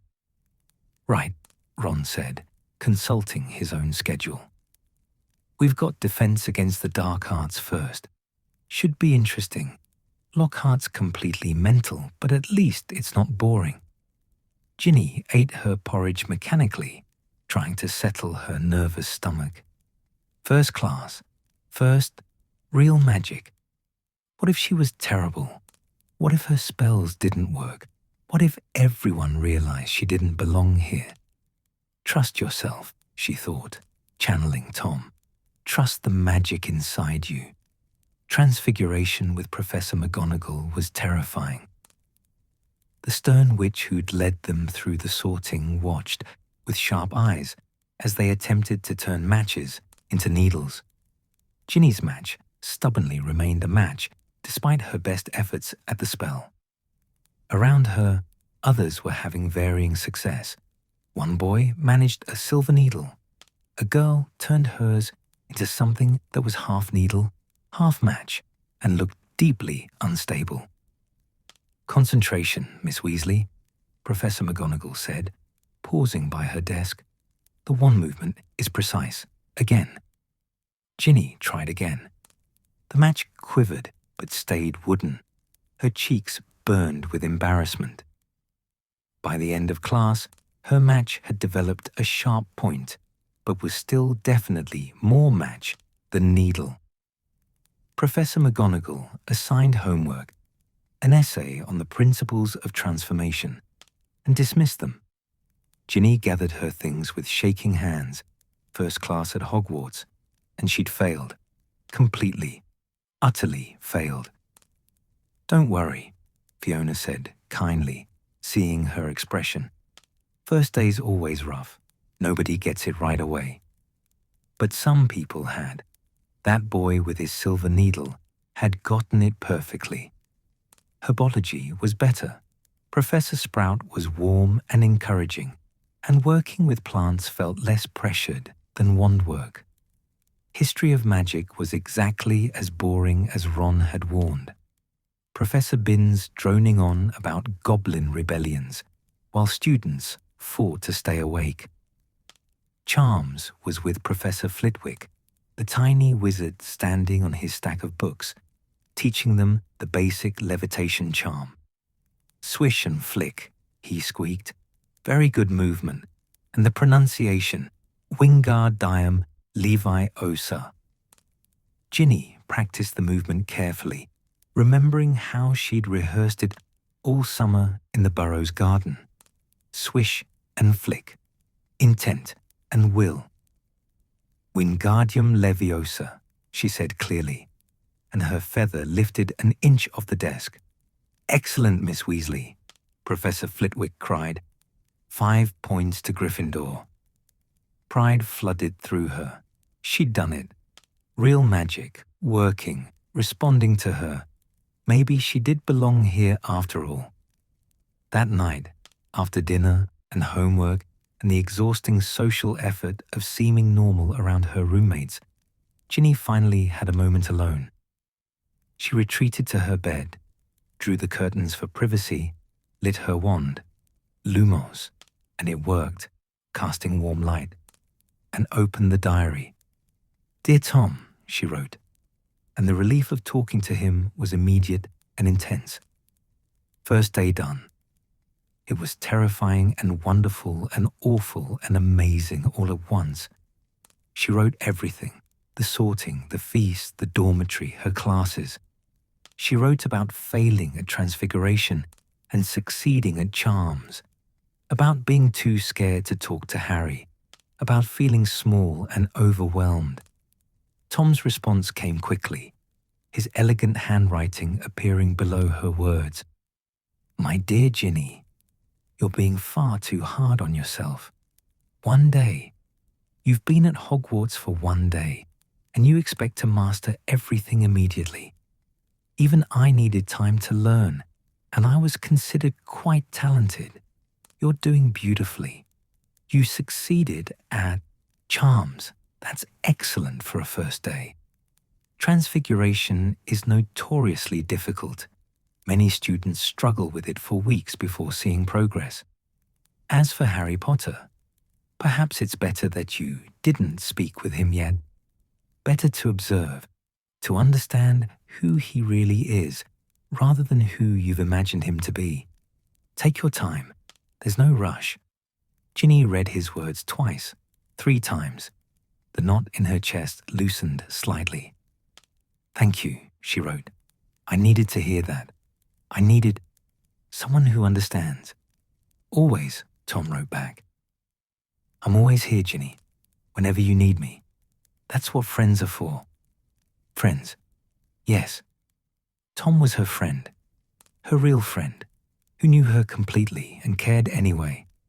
She fell asleep with the diary under her pillow, Tom's reassurances wrapped around her like a blanket, and dreamed of Hogwarts corridors that shifted and changed, leading her deeper and deeper into the castle's ancient heart. October settled over Hogwarts like a comfortable spell, bringing mist that clung to the lake in the mornings and frost that sparkled on the castle windows. The initial overwhelming newness had faded into routine. Classes and homework, meals in the Great Hall, evenings in the common room. Ginny was learning the castle's rhythms, the shortcuts through corridors, which staircases to avoid on Thursdays. But she still felt like she was watching Hogwarts rather than truly living in it. Her classes were a mix of small triumphs and frustrating failures. She'd mastered the basic levitation charm and could light her wand reliably, but transfiguration remained stubbornly difficult. Her potions were adequate, but never quite the right color. History of magic put her to sleep as reliably as it did everyone else. She had friends, technically. Her roommates were nice enough. Fiona was always cheerful. Molly shared notes willingly. Emma talked endlessly about Quidditch. But their conversations felt surface level, polite. They didn't really know her, didn't really see her. Only Tom truly understood. She wrote to him every night now, sometimes multiple times a day, when she could steal moments of privacy. The diary had become essential, more constant than her own heartbeat. In its pages, she could be completely honest about her fears, her frustrations, her desperate, embarrassing crush on Harry Potter that hadn't faded, despite weeks of being too tongue-tied to speak to him properly. I saw him today in the corridor, she wrote one evening, curled in her bed with the curtains drawn. He was talking with Ron and Hermione about something serious. They kept their voices low and looked worried. I wanted to ask if everything was okay, but I just froze again. Just stood there like an idiot until they walked past. Why am I like this? I can talk to other people. I'm not completely useless at conversation. But the moment Harry's nearby, my brain stops working. Tom's response appeared in his elegant script. You idealize him, my dear Ginny. You've built him up in your mind as something more than human, a hero, a legend, the boy who lived. Of course, you're nervous around legends, but I suspect the real Harry Potter is quite ordinary. Brave, yes, but also flawed and uncertain like anyone else. Perhaps if you saw his weaknesses rather than just his strengths, speaking to him would be easier. Ginny chewed her lip, considering this. How do I do that? See his weaknesses, I mean. Observe him, Tom wrote. Really watch. Not the fantasy you've created, but the actual boy. Watch how he interacts with others, how he handles stress, what makes him uncomfortable. You'll find he's far more human than you think. It was good advice. Over the next few days, Ginny tried to follow it. She watched Harry in the Great Hall, noticed how he hunched his shoulders when people stared at him, how he looked uncomfortable with attention. She saw him struggle in potions. Snape seemed to hate him particularly, and saw relief flash across his face when Ron made him laugh. She noticed him looking tired often, distracted, like something was weighing on him. He was just a person, a boy who got nervous and made mistakes and clearly had problems of his own. It should have made him easier to talk to. Instead, it made her want to help him, to ease whatever burden he was carrying which somehow made the whole thing worse. "I think I might be hopeless," she wrote to Tom after a week of observation had done nothing to loosen her tongue around Harry. "Not hopeless," Tom assured her, "just young. You'll grow into your confidence, Ginny. I promise." The diary had become her refuge from the castle's overwhelming social landscape. While other students formed tight friendship groups, while her roommates gossiped about boys and argued about Quidditch, Ginny retreated into conversations with Tom. He never judged her, never made her feel stupid or boring. He was endlessly patient, endlessly interested in her thoughts. And his stories about Hogwarts, those were magic in themselves. "Tell me about the castle," she wrote one rainy afternoon, having found a quiet corner in the library where she could write without being observed. "The secret parts, the things the teachers don't tell us about." Tom's response came eagerly, as if he'd been waiting for this request. "Ah, Ginny, Hogwarts has so many secrets. I hardly know where to begin. The castle is sentient, you know, not fully conscious like a person, but aware. It protects students it likes, opens passages for those who need them. Have you felt it yet? The way certain corridors seem to welcome you while others feel cold." Ginny thought about this. Yes, actually. Some parts of the castle did feel warmer than others. The corridor leading to Gryffindor Tower always felt safe, while the dungeons near the potions classroom made her shiver even before entering Snape's domain. "I think so," she wrote. "Is that real? Or am I imagining it?" "Very real," Tom confirmed. "The founders built their magic into every stone. Gryffindor valued courage, so his corridors respond to brave hearts. Ravenclaw prized wisdom, so her tower rewards the curious. Slytherin. Well, Slytherin had his own priorities. Like the Chamber of Secrets," Ginny wrote, remembering the rumors that had been circulating since the start of term. Messages on walls about the chamber being opened, students being attacked. "Petrified," Ron had said in his last letter, though he'd been frustratingly vague about details. Tom's response took longer than usual. "Yes," he finally wrote, "like the chamber. Though I wonder if you've heard the full story. Most students only know the legend that Salazar Slytherin built a secret chamber before he left the school, hiding a monster inside that only his true heir could control." "Is it true?" Ginny asked, her quill hovering over the page. "Would you like to know what I discovered?" Tom wrote. "During my time at Hogwarts, I became fascinated with the castle's history. I spent years researching the chamber, old texts, obscure references, ancient magic. I learned things the teachers never knew." Excitement fluttered in Ginny's chest. "Tell me." Over the next hour, Tom wrote the most detailed account Ginny had ever read.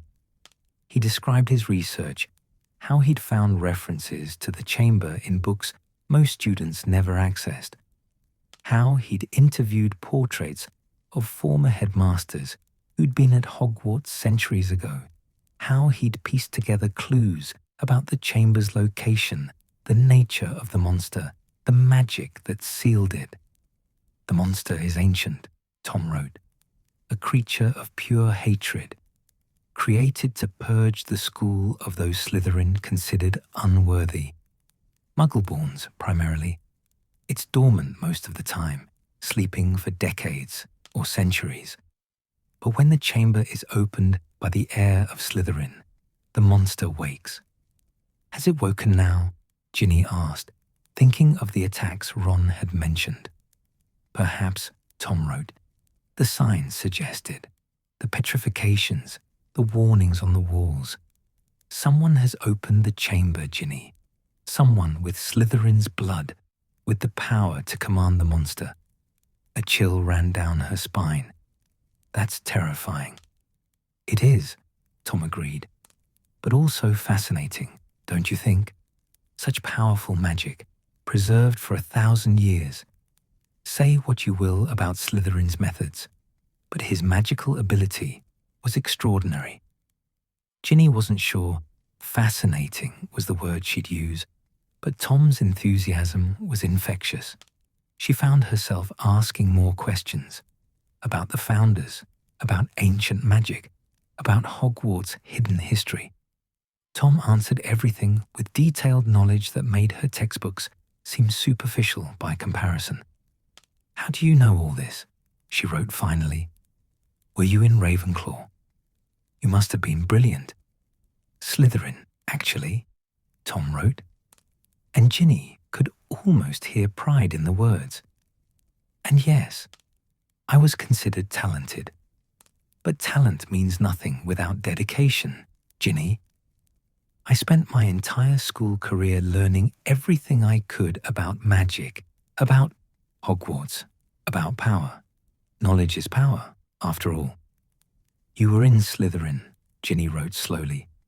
Something about that made her uneasy, though she couldn't say why. Slytherin wasn't evil. Not all Slytherins were bad, as George had said. But still. "Does that bother you?" Tom asked. "No," Ginny wrote quickly. "No, of course not. It's just, my family really doesn't like Slytherin. They always talk about how Slytherins are ambitious and cunning and not to be trusted." "And yet you trust me," Tom pointed out gently. He was right. She did trust him. Completely.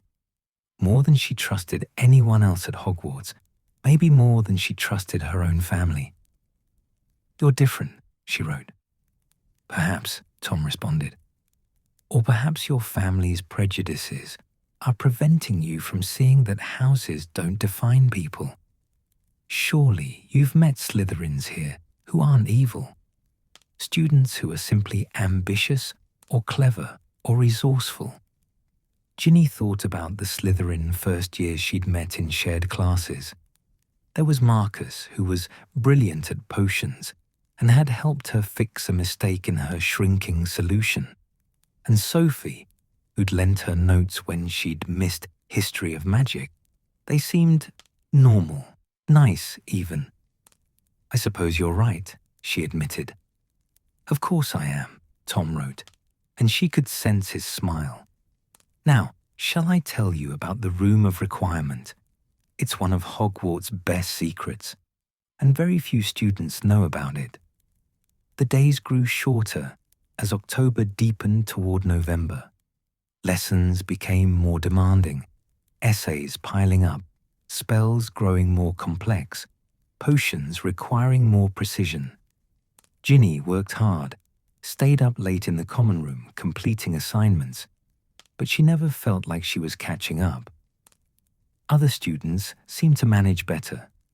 Hermione Granger, whom Ginny watched sometimes with a mixture of admiration and envy, always had perfect homework, always knew the answers. Even students who weren't naturally brilliant seemed more confident, more comfortable in their magic than Ginny felt in hers. "I'm falling behind," she wrote to Tom one exhausting evening. "Everyone else seems to understand things faster, learn spells quicker. I practice and practice, and I'm still just mediocre." "You're not mediocre," Tom wrote back firmly. "You're cautious. There's a difference. You doubt yourself, so you hold back, and that holding back prevents your magic from flowing properly. How do I stop doubting?" "You don't," Tom wrote. "Not immediately. Confidence builds gradually, through success. But Ginny, you're capable of far more than you realize. Your magic is strong. I can sense it even through these pages. You just need to believe in it." "How can you sense my magic?" Ginny asked, curious. "The diary is connected to you now," Tom explained. "Every word you write, every thought you share, it creates a bond. I can feel your strength, your potential, It's considerable, Ginny. If you'd only trust yourself enough to use it. The words warmed her like firelight. Someone believed in her. Someone saw potential where she only saw inadequacy. "Thank you," she wrote. "I don't know what I'd do without you, Tom. You'll never have to find out," he promised. "I'm here. I'll always be here." That night, Ginny dreamed of the castle. Not the corridors she knew, but deeper spaces, dungeons and chambers, passages carved into bedrock, rooms that hadn't seen students in centuries. In the dream, she walked these spaces confidently, her wand lit, magic flowing easily from her. She felt powerful, significant, like she belonged. A voice whispered through the dream, not Tom's elegant tones, but something older, colder, more sibilant. She couldn't make out words, just the sound of it, echoing through stone.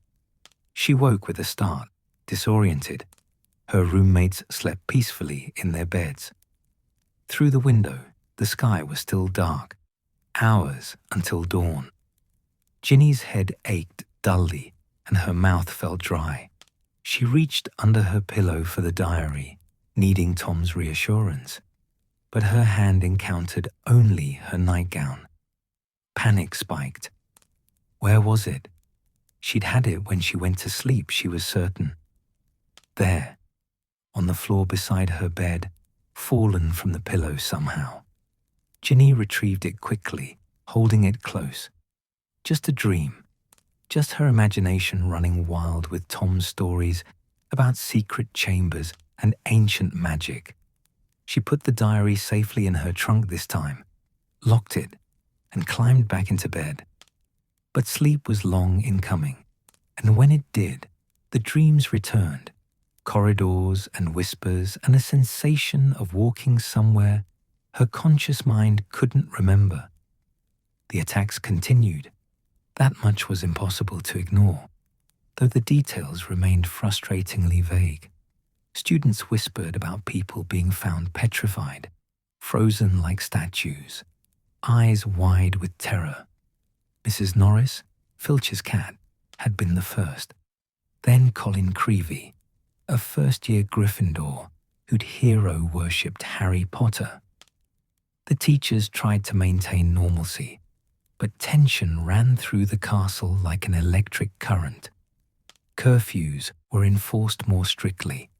Students weren't supposed to wander corridors alone. Dumbledore gave serious speeches about caution and vigilance, and through it all, the message remained on the wall, near the scene of each attack. The Chamber of Secrets has been opened. Enemies of the air, beware. "Are you frightened?"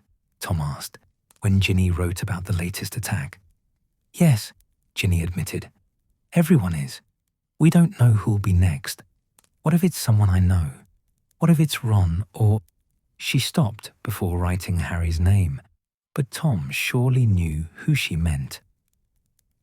"The monster won't attack purebloods," Tom assured her. "Slytherin's creature targets Muggle-born specifically. You and your family are safe, Ginny." "But other people aren't," Ginny wrote. "That's not comforting, Tom. People are being hurt." "I know," Tom wrote, his tone gentle. "I'm sorry. You're right, of course. It's terrible. I only meant that you don't need to fear for yourself. I wish they'd catch whoever's doing it," Ginny wrote.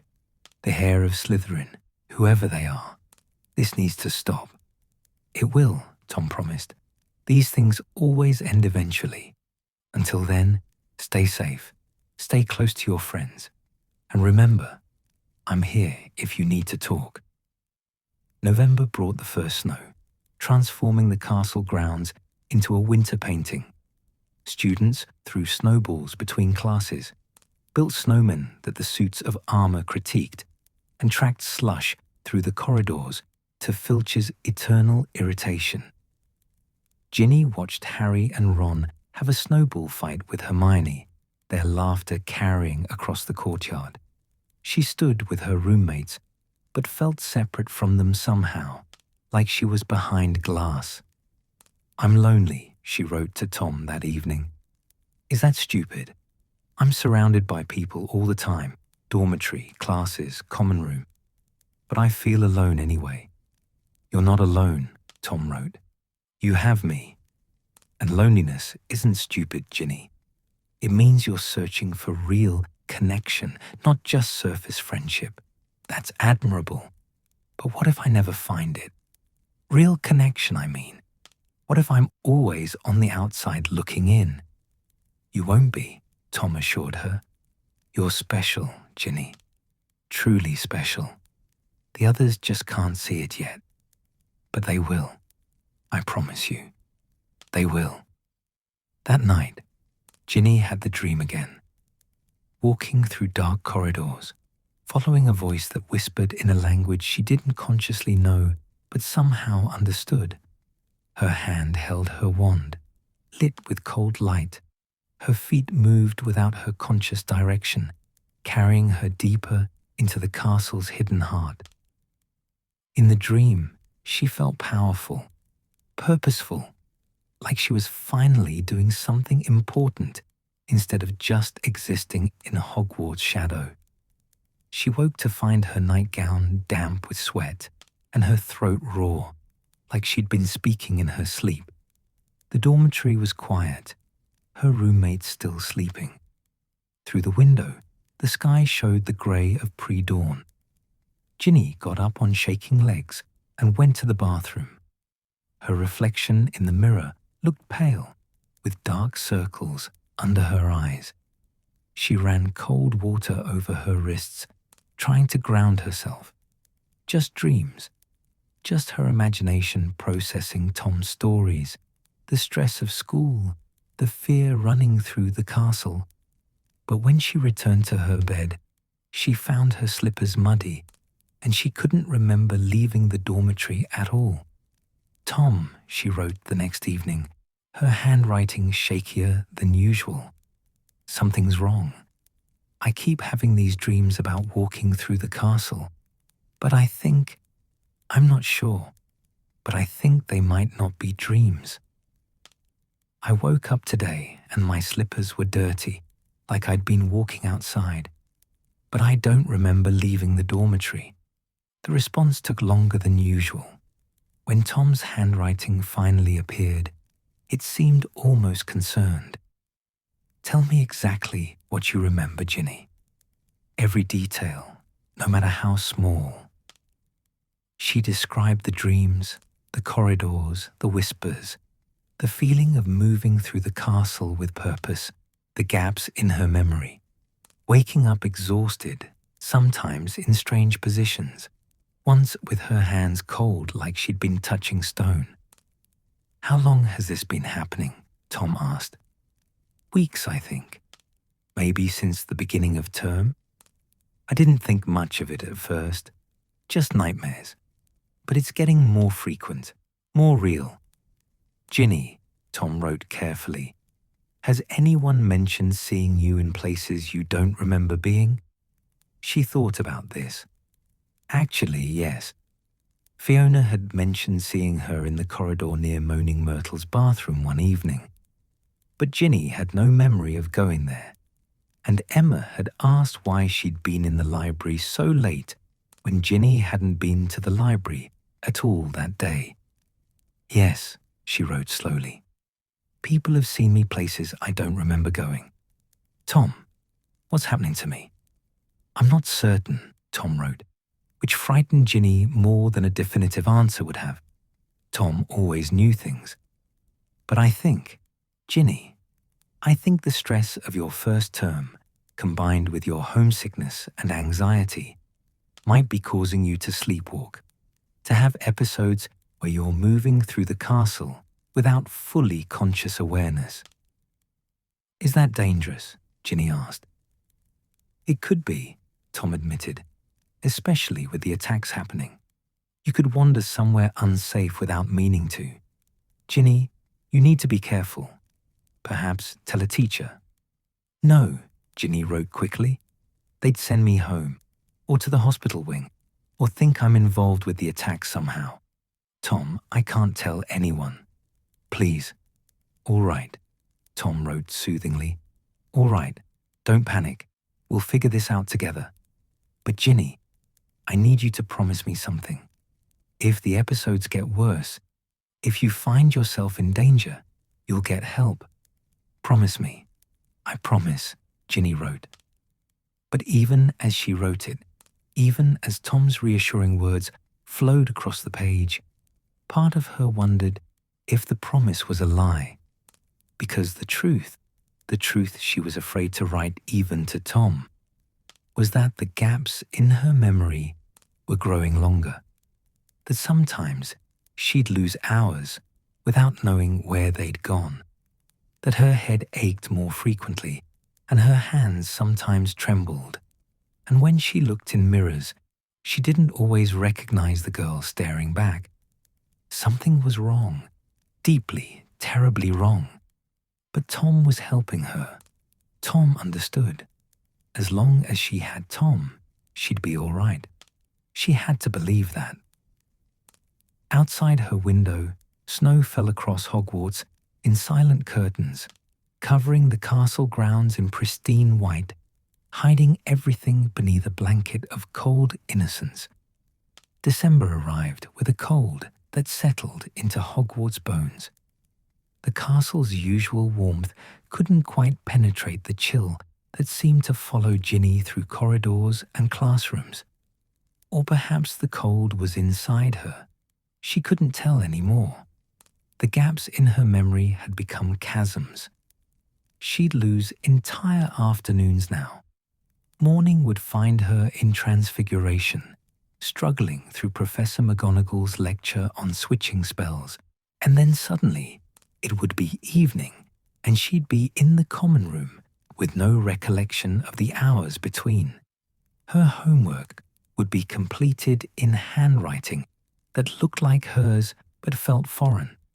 Her robes would have dust on them, dungeon dust, stone dust, the kind that came from the castle's oldest, deepest places.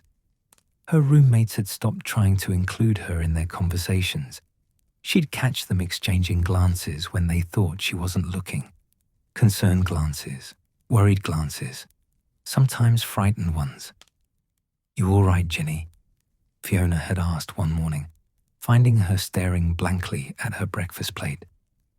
"You look awful tired." "I'm fine," Ginny had said automatically. The words felt distant, like someone else was speaking them. Just not sleeping well. That was an understatement. She barely slept at all anymore.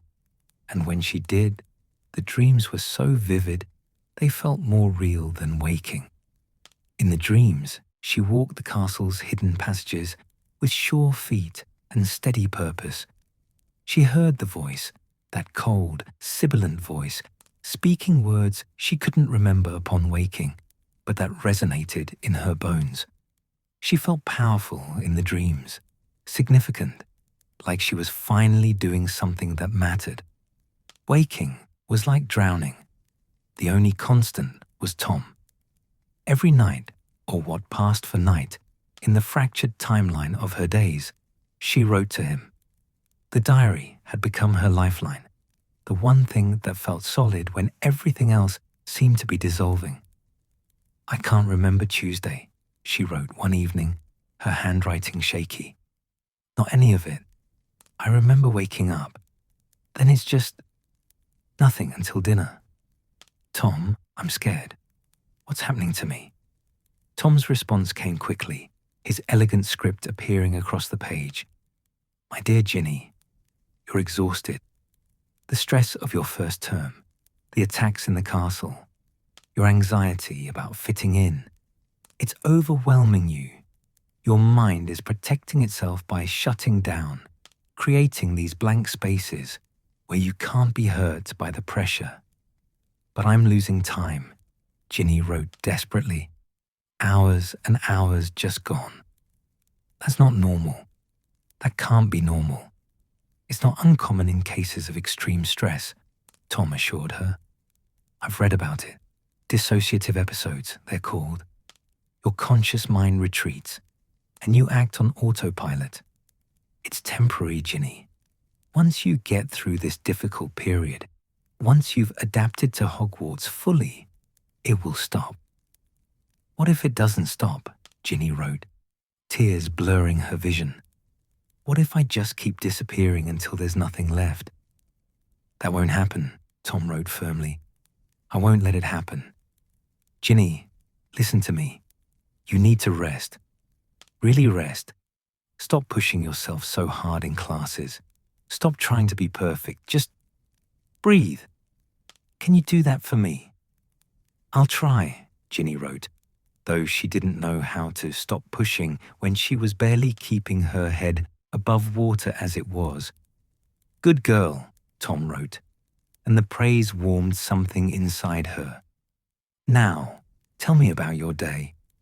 What do you remember? Focus on the concrete details. Ground yourself in what's real.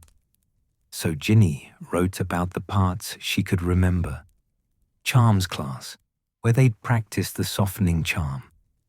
The way Professor Flitwick's voice squeaked when he was excited. The snow falling past the windows during lunch. Small, solid things that proved she still existed, was still present in her own life. Tom listened, or read, rather, and responded with gentle questions that helped her focus. What had she eaten at lunch? What had her roommates talked about? What color were the decorations appearing in the Great Hall as Christmas approached? The exercise helped, a little, enough to get her through another day.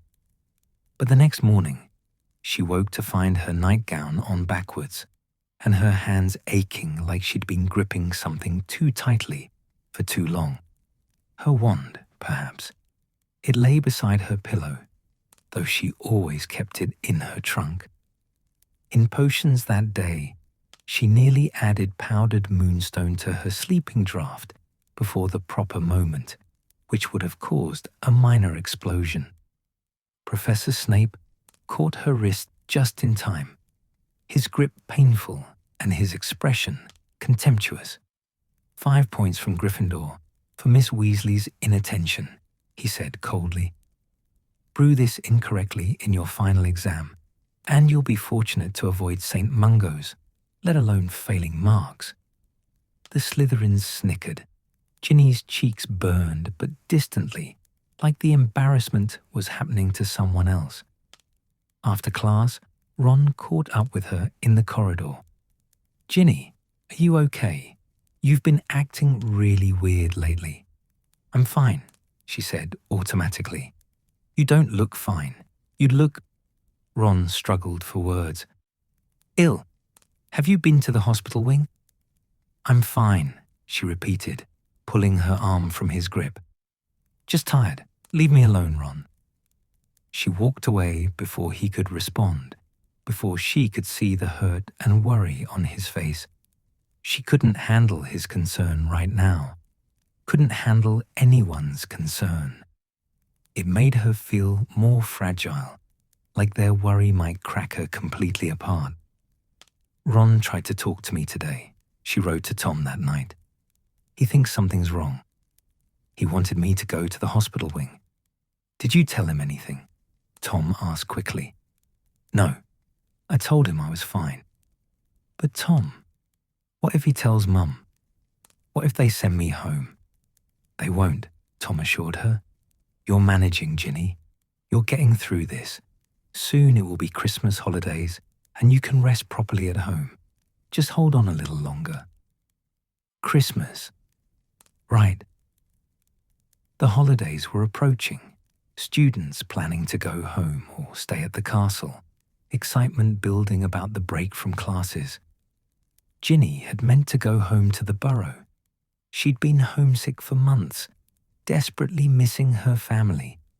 But now the thought of leaving Hogwarts, of leaving Tom, filled her with inexplicable panic. What if I can't bring you home? She wrote. What if Mum finds the diary and asks questions? Then don't go home, Tom wrote simply. Stay at Hogwarts for the holidays. It will be quieter, more peaceful. You can rest better here without the pressure of classes. But my family will understand, Tom finished. You can tell them you want to focus on catching up on schoolwork, that the library resources here are better. They'll accept that, Ginny, and you'll have a peaceful Christmas. Time to recover your strength. It made sense. Perfect sense. More sense than going home where her mother would hover and worry, where her brothers would ask questions she couldn't answer. I'm staying at Hogwarts for Christmas, she announced to her roommates the next day, her voice sounding more confident than she felt. They exchanged those glances again, the concerned, worried ones. Are you sure? Fiona asked carefully. Won't your family miss you? I need to catch up on homework, Ginny said. It sounded like a reasonable excuse. Tom had been right.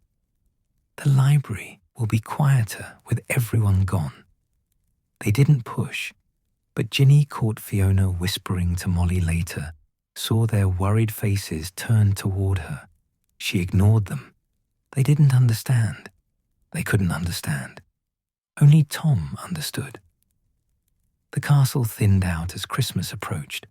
Students packed trunks, made plans, exchanged gifts and addresses.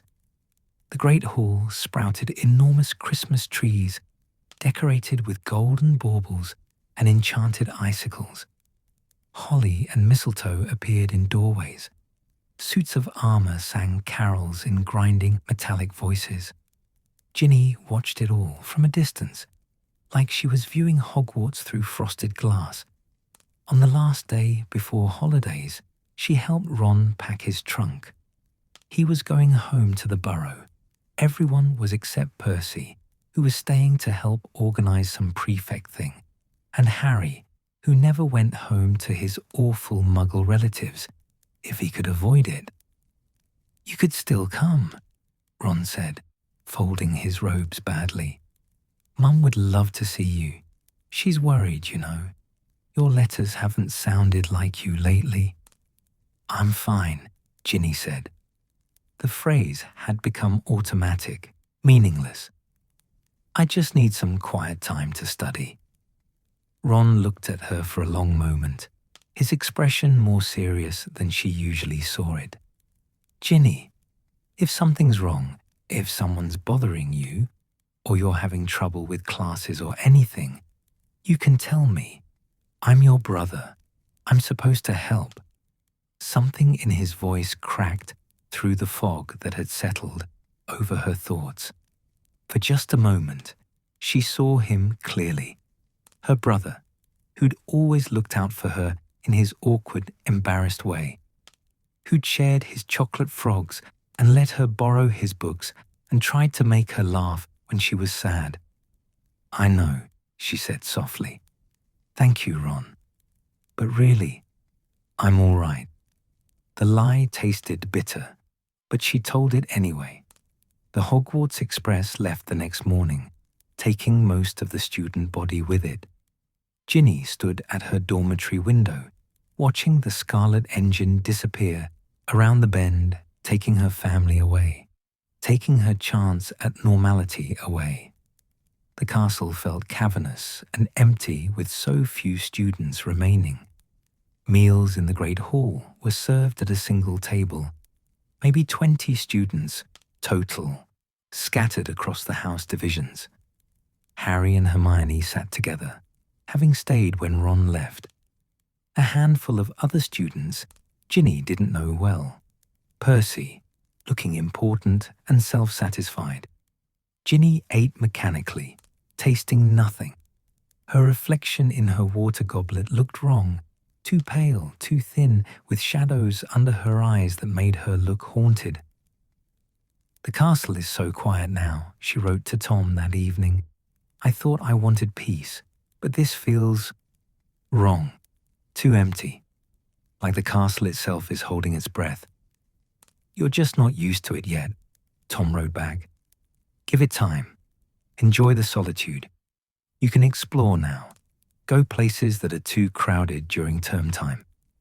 Have you been to the library's restricted section yet? I'm not allowed there, Ginny wrote. You need a teacher's permission. Do you? Tom's response seemed amused. Or do you simply need to not get caught? Ginny, you're more capable than you think. If you want to see the restricted section, just go. Late at night, when Madame Pince isn't there. What's the worst that could happen? I could get in trouble. You could, Tom agreed. Or you could discover something wonderful. Something that helps you understand what's happening to you. There are books there about memory, about magical conditions, about the mind. Wouldn't you like to understand? She would, desperately. The gaps in her memory, the exhaustion, the feeling of slowly dissolving. She wanted answers more than she feared punishment. I'll think about it, she wrote. That's my brave girl, Tom wrote, and warmth spread through her chest at the praise. That night, Ginny woke, or thought she woke, to find herself standing in a corridor she didn't recognize. Stone walls glistened with damp. The air smelled ancient, unused, like no one had breathed it in centuries. Her wand was lit, casting pale light across unfamiliar surroundings. She wore her nightgown and slippers, both damp from walking through puddles she couldn't remember encountering. Panic seized her. Where was she? How had she gotten here? She didn't remember leaving the dormitory, didn't remember walking through the castle, didn't remember anything except lying down to sleep. Tom, she thought desperately. Tom, what's happening? But Tom wasn't there. The diary was back in her dormitory, locked in her trunk. She was alone in the depths of Hogwarts, with no memory of how she'd arrived. She turned, trying to retrace her steps, but the corridor split in 3 directions, and she didn't know which way she'd come. Her heart hammered against her ribs. Her hands shook, making her wand light waver. Lumos Maxima, she whispered, and her wand brightened, pushing back the darkness. The corridor to her left looked slightly less forbidding than the others. She chose it, walking quickly, trying not to run, trying not to panic completely. The corridor led to stairs, stone steps worn smooth by centuries of feet. She climbed them, emerged into a passage she recognized, the 3rd floor, near the trophy room. Relief crashed over her so intensely she nearly cried. She knew where she was now, could find her way back to Gryffindor Tower from here. But as she hurried through familiar corridors, one question repeated in her mind. How had she gotten to those deep passages? And what had she been doing there? I woke up in the castle last night, she wrote to Tom the next morning, her handwriting shaky. In corridors I didn't recognize. Deep ones, Tom. Old ones. I don't remember going there. I don't remember anything between falling asleep and waking up lost. Tom's response came slowly, each word appearing with unusual deliberation. Ginny, I think your episodes are getting worse. The sleepwalking, the lost time, it's escalating. I'm worried about you. What do I do? Ginny wrote, tears blurring the words. Tom, I'm scared. What if I hurt myself during one of these episodes?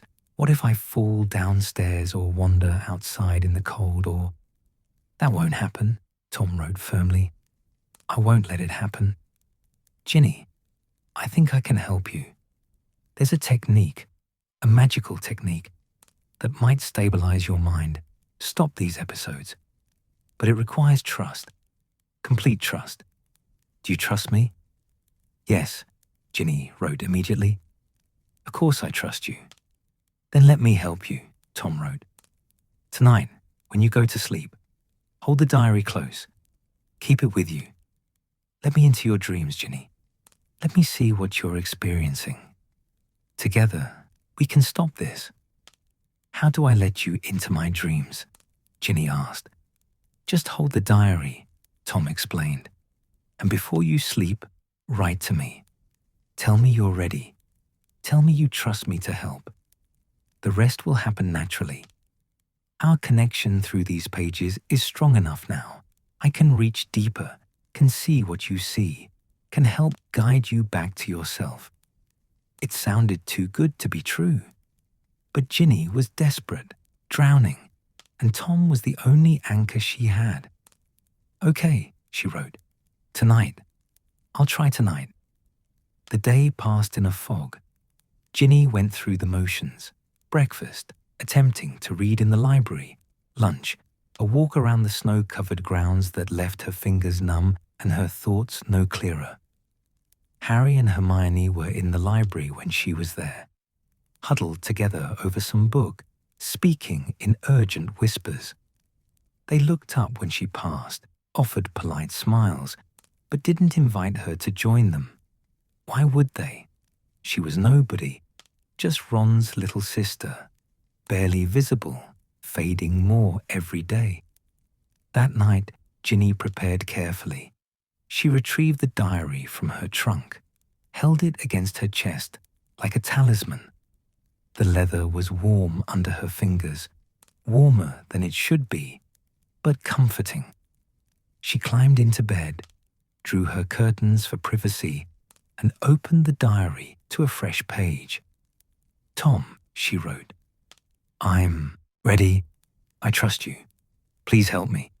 I can't keep living like this, losing time, losing myself. Please, I'm here. Tom wrote back immediately. Close your eyes, Ginny. Hold the diary close. Let yourself drift. I'll be with you. I promise. Ginny did as instructed. She closed her eyes, cradled the diary against her chest, and felt herself sinking into sleep. The dreams came immediately, more vivid than ever. She walked the castle's corridors, but this time she wasn't alone. Tom was there, not physically, but as a presence, a voice in her mind, warm and reassuring and strong. You're safe, he whispered. I'm here. Let me see what you see, Ginny. Let me understand. She let him in, let him see through her eyes as she walked passages she didn't consciously know existed. Let him feel what she felt. The pull toward the castle's depths, the compulsion to move and speak and act without conscious thought. It's stronger than I thought, Tom murmured, and for the first time, she heard something like concern in his voice. Ginny, something is influencing you, something beyond simple stress or anxiety. What? Ginny asked, her dream self stopping in a dark corridor. What's influencing me? I'm not certain yet, Tom said, but I'll find out. I'll protect you, Ginny. I promise. Just keep trusting me. Keep letting me in. Together, we'll solve this. Together, Ginny echoed, and felt relief flood through her. She wasn't alone. Tom was helping her.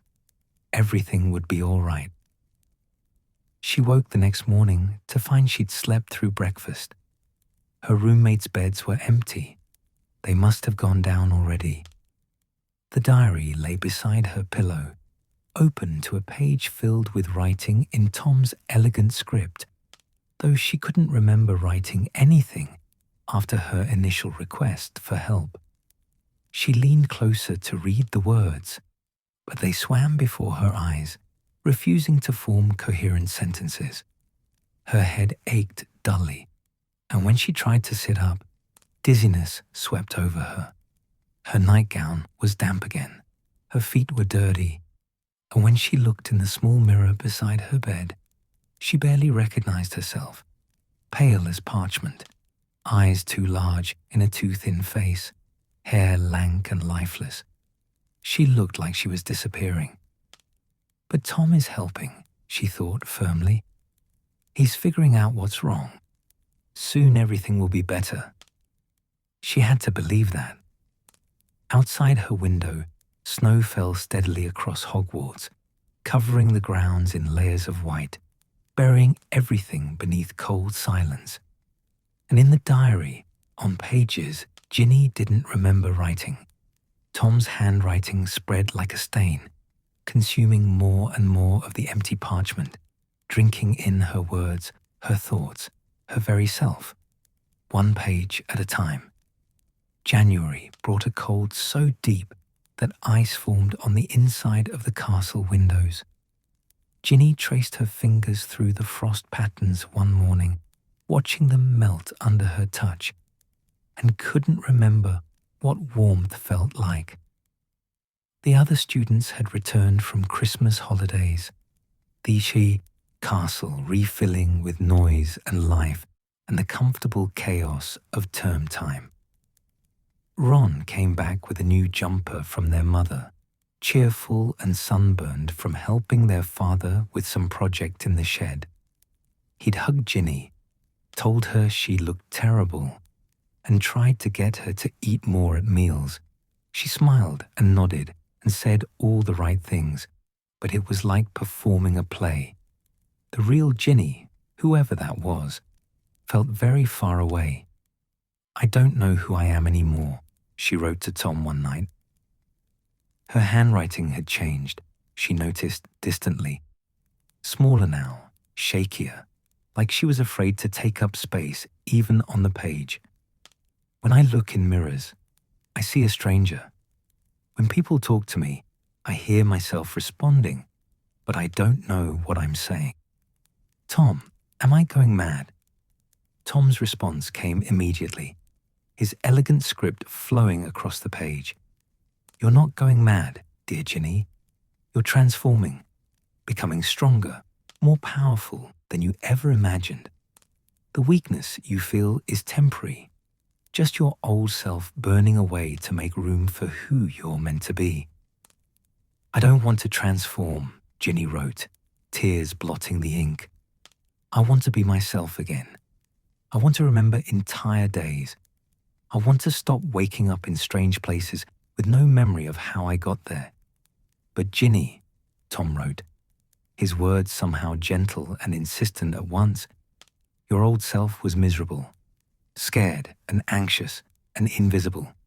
Don't you remember how desperately you wanted to be noticed, to matter, to be someone significant?" Ginny stared at the words. Yes, she had wanted that, still wanted it, somewhere beneath the fog and fear, but not like this, not by disappearing entirely. "This isn't what I wanted," she wrote. "Isn't it?" Tom asked. "Haven't you noticed that you're not invisible anymore? People are watching you now, Ginny, paying attention. You're becoming exactly what you wished for." She thought about this. It was true, in a horrible way. Her roommates watched her constantly now, their expressions worried and frightened. Teachers had started calling on her less in class, their voices gentle and cautious. Even students she'd never spoken to would glance at her in corridors, then quickly look away. They noticed her now. They saw her, but they saw something wrong, something broken, something that scared them. "That's not the same as mattering," Ginny wrote. "That's just being a problem." Tom didn't respond immediately. When his words finally appeared, they seemed almost angry. No, that wasn't quite right. Frustrated, perhaps. "You're stronger than this, Ginny. Braver than this. Don't you remember the courage I've seen in you, the potential? You're meant for greatness, but you keep pulling back, keep doubting yourself. Trust me. Trust what I'm helping you become." "What are you helping me become?" Ginny wrote. And for the first time, the question felt dangerous. "Powerful," Tom wrote simply. "Free. Someone who matters." Ginny closed the diary and sat very still, her heart hammering. Something, in Tom's words, felt wrong. Felt like a door closing when she hadn't realized she'd been walking through one. But the diary was her only friend, her only constant. Without Tom, she had nothing. No one who understood, no one who saw her as anything more than Ron's sad little sister who was clearly having some kind of breakdown. She opened the diary again. "I'm sorry," she wrote. "You're right. I'm just tired and scared. Thank you for helping me, Tom. I don't know what I'd do without you." "You'll never have to find out," Tom wrote, and Ginny tried to find comfort in the words. The attacks had stopped over Christmas, but resumed the first week of January. Justin Finch-Fletchley, a Hufflepuff, found petrified in a corridor, nearly headless. Nick, already dead, somehow petrified as well, frozen mid-float, his expression terrified. The castle transformed into something dark and suspicious. Students traveled in groups, teachers escorted classes between lessons, and the usual house rivalries intensified into something uglier. Slytherins were viewed with particular suspicion, whispers following them through corridors, accusations muttered behind hands. Ginny watched it all through the fog that had become her constant companion. She should have felt something, fear, concern, sympathy for the victims, but emotions seemed to happen at a distance now, like she was watching a play rather than living her own life. In Transfiguration one day, Professor McGonagall called on her to demonstrate a spell. Ginny stood, wand in hand, and couldn't remember what spell they'd been learning. The classroom waited. McGonagall's expression shifted from expectant to concerned. "Miss Weasley," the professor said gently, "the switching spell we've been practicing." Ginny stared at her wand. The wood felt foreign in her grip, like it belonged to someone else. She opened her mouth, but no words came out. "Perhaps you should sit down," McGonagall said, her voice kind but worried. "See me after class, please." Ginny sat. Around her, students whispered. She felt their eyes on her, curious, pitying, frightened eyes. After class, McGonagall kept her back. "Miss Weasley, I'm concerned about you. Your performance has declined significantly this term, and you seem unwell. Have you been to see Madame Pomfrey?" "I'm fine, Professor," Ginny said automatically. "You're not fine," McGonagall said firmly, "and I think you know it. I'm going to send an owl to your mother." "No." The word burst from Ginny with more force than she'd managed in weeks. "Please, Professor, don't tell my mother. I'm just tired. I'll do better, I promise." McGonagall studied her with those sharp eyes that missed nothing. "Very well," she said finally. "But if I don't see improvement by week's end, I will be contacting your parents. Is that understood?" "Yes, Professor. Thank you." Ginny fled the classroom, her heart racing. McGonagall writing to her mother would be a disaster. Her mother would pull her out of Hogwarts, take her home, probably take the diary away. The diary. The thought of losing it sent panic through Ginny so intense she had to stop in the corridor, bracing herself against the cold stone wall. Why did the thought of losing the diary terrify her more than anything else? More than the lost time, more than the attacks, more than her own deteriorating health? Because it's all I have, she thought desperately. Tom is all I have. That night, she wrote to him about McGonagall's threat. "She's going to tell my mother if I don't improve. Tom, I can't improve. I can't even remember what day it is half the time. What do I do?"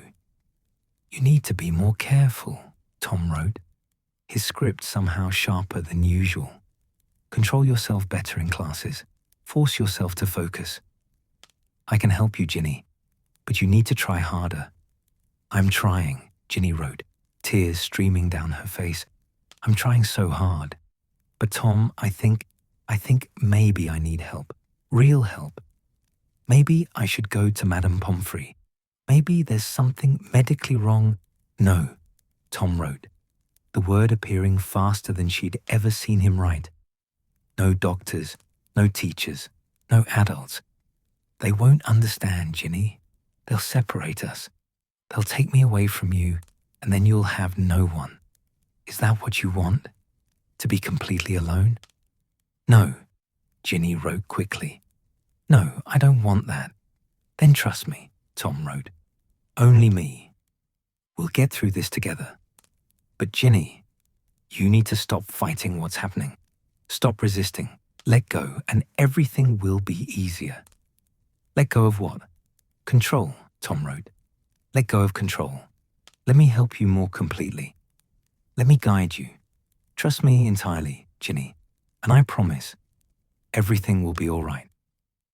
Ginny stared at the words, and somewhere deep in the fog of her consciousness, an alarm bell rang. Let go of control. Let him guide her. That didn't sound like help. That sounded like what? She couldn't quite grasp the thought before it slipped away. "Okay," she wrote, because what else could she say? "Okay, Tom, I trust you." "Good girl," Tom wrote, and the words should have comforted her, but instead made her feel cold. "Now sleep, Ginny. Rest. Let me take care of everything." She slept, and the dreams were worse than ever. In the dreams, she walked through the castle's deepest places, passages carved from bedrock, chambers that smelled of ancient stone and darker things. The voice spoke constantly now. Not Tom's voice, but something older, something that hissed and commanded in a language she shouldn't understand but did. In the dreams, she held her wand and spoke words that felt wrong in her mouth. She wrote messages on walls in something red and terrible. She stood before an entrance, massive, circular, decorated with serpents that seemed to writhe in the one light, and spoke the word that made it open. "Open," she hissed in the dream, in that language that wasn't quite words. "Open for me." And the entrance obeyed. She woke gasping, her nightgown soaked with sweat. Her hands ached like she'd been gripping something. When she looked at them in the dim pre-dawn light, she could have sworn she saw red under her fingernails. But when she looked closer, there was nothing. Just her imagination. Just the dreams bleeding into waking. Just dreams, she told herself firmly. Not real. But her wand lay on the floor beside her bed, and she always kept it in her trunk. And her slippers were muddy again, and the mud looked like it came from somewhere deep and dark and old. February arrived, and Ginny realized with distant horror that she couldn't remember most of January. Whole weeks had vanished, leaving nothing but fragments. A charms lesson where she'd cried for no reason she could explain. A meal where Ron had tried to get her to eat, and she'd stared at him like he was a stranger. A night in the common room where she'd found herself standing in front of the fire with no memory of how long she'd been there. Her trunk held essays in her handwriting that she didn't remember writing. Her textbooks had notes in the margins she didn't remember making. Her robes had stains she couldn't identify and didn't want to think about too closely. People avoided her now. Even Fiona had stopped trying to include her in conversations. Her roommates would fall silent when she entered the dormitory, would exchange those glances, would speak in whispers once they thought she couldn't hear. Ron still tried. Sweet, stubborn Ron, who wouldn't give up on her, even when she'd given up on herself. "Ginny, please," he said one day, cornering her in the common room when she couldn't escape. Please tell me what's wrong. You're scaring me. You're scaring everyone. Let me help you." "There's nothing wrong," she said, her voice sounding hollow even to her own ears. "I'm fine, Ron." "You're not fine."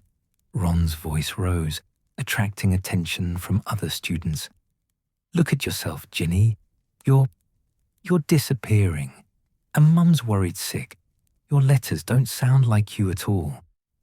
"My letters are fine," Ginny said automatically.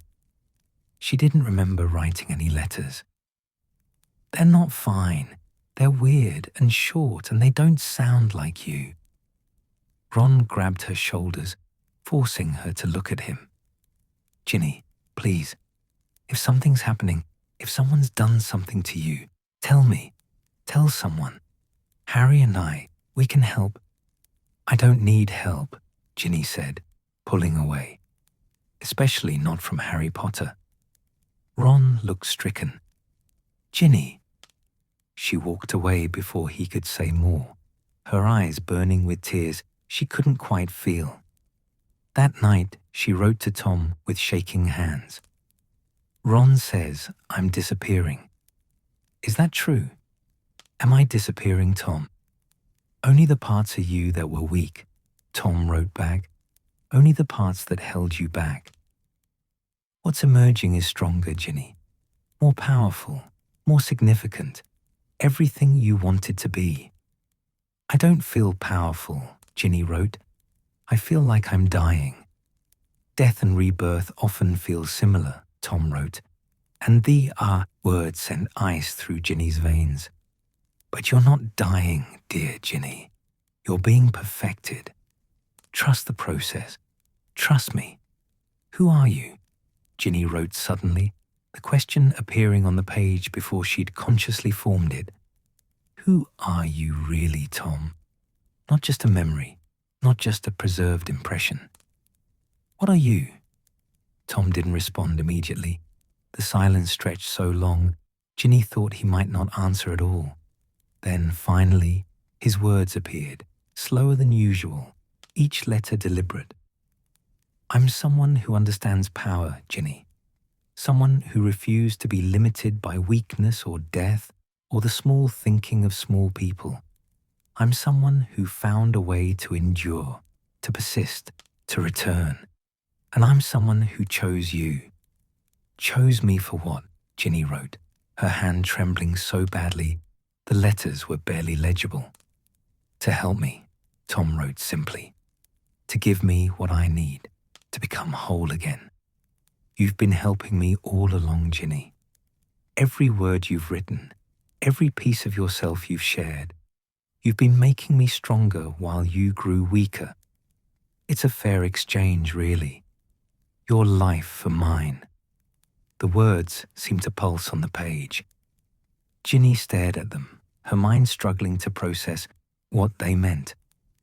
"My life," she wrote, her handwriting shaky and small. "Your life," Tom confirmed, and now his words felt cold, triumphant. "Your energy, your magic, your very essence, you've been feeding it to me through these pages. Soon I'll have enough to return fully, to take physical form again. And you, dear Ginny, will simply cease to be. A small price to pay for my resurrection, don't you think?" Horror crashed over Ginny like icy water. The fog in her mind cleared suddenly, brutally, and she saw with terrible clarity what had been happening. The diary, Tom, had been draining her, slowly, methodically, consuming her piece by piece while she'd trusted him, confided in him, relied on him. He wasn't helping her, he was killing her, and she'd let him. "No," she wrote, her handwriting desperate and barely controlled. "No, I won't. You can't." "But I can," Tom wrote, and she could feel his smile in the words. "I already have. Almost. You're nearly gone now, Ginny. Just a little more, and I'll be strong enough to walk the castle again in flesh, not just through your body, though I must thank you for that. for letting me use you these past months. The chamber has been opened beautifully. My basilisk has answered my calls perfectly. And you, dear little Ginny, remember none of it. The chamber, the attacks, the messages on the walls. It had been her. All along, it had been her. Or Tom, using her body while her consciousness slept, making her a puppet, a weapon, a tool for his resurrection. She'd opened the Chamber of Secrets. She'd set the monster loose. She'd attacked students, caused terror, nearly killed people, all while her conscious mind slept and dreamed and trusted the monster wearing a friendly face. I have to tell someone, Ginny wrote frantically. I have to warn them, Harry, Ron, the teachers. You won't, Tom wrote with absolute confidence, because then everyone will know what you've done. They'll know you opened the chamber, you set the monster on Muggle-borns, you wrote those messages in blood. Do you think they'll believe you were being controlled? Or will they see a Weasley, a pure-blood girl, acting on old prejudices? But I didn't. I wouldn't. Doesn't matter what you would or wouldn't do, Tom wrote. Matters what you did. And Ginny, you did terrible things. You'll go to Azkaban for what you've done. Your family will be ruined. Better to simply let me finish this. Let yourself slip away quietly. At least then you won't face the consequences. Tears streamed down Ginny's face. He was right. No one would believe her. They'd think she was lying, making excuses, trying to avoid responsibility. Her family would be destroyed by the scandal. Ron would never forgive her. Harry would hate her unless she could stop Tom, could warn someone, could give them evidence, proof, something to show what he really was. The diary itself was proof, a dark object, clearly cursed, clearly dangerous. If she could get it to someone who could destroy it, could understand what it was, Dumbledore would know, would understand, would believe her. But she couldn't just walk into his office, couldn't risk Tom stopping her, taking control again. She needed to get the diary to someone who'd take it to Dumbledore, someone who'd investigate, someone who'd... Harry. If she could get the diary to Harry Potter, he'd take it seriously. He'd dealt with you-know-who before.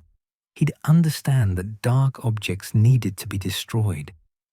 And if she could leave some kind of message, some hint about what was happening, it was a desperate plan. Probably wouldn't work, but it was all she had. You're right, she wrote to Tom, forcing her hand steady. You're right about everything. I'm too tired to fight anymore.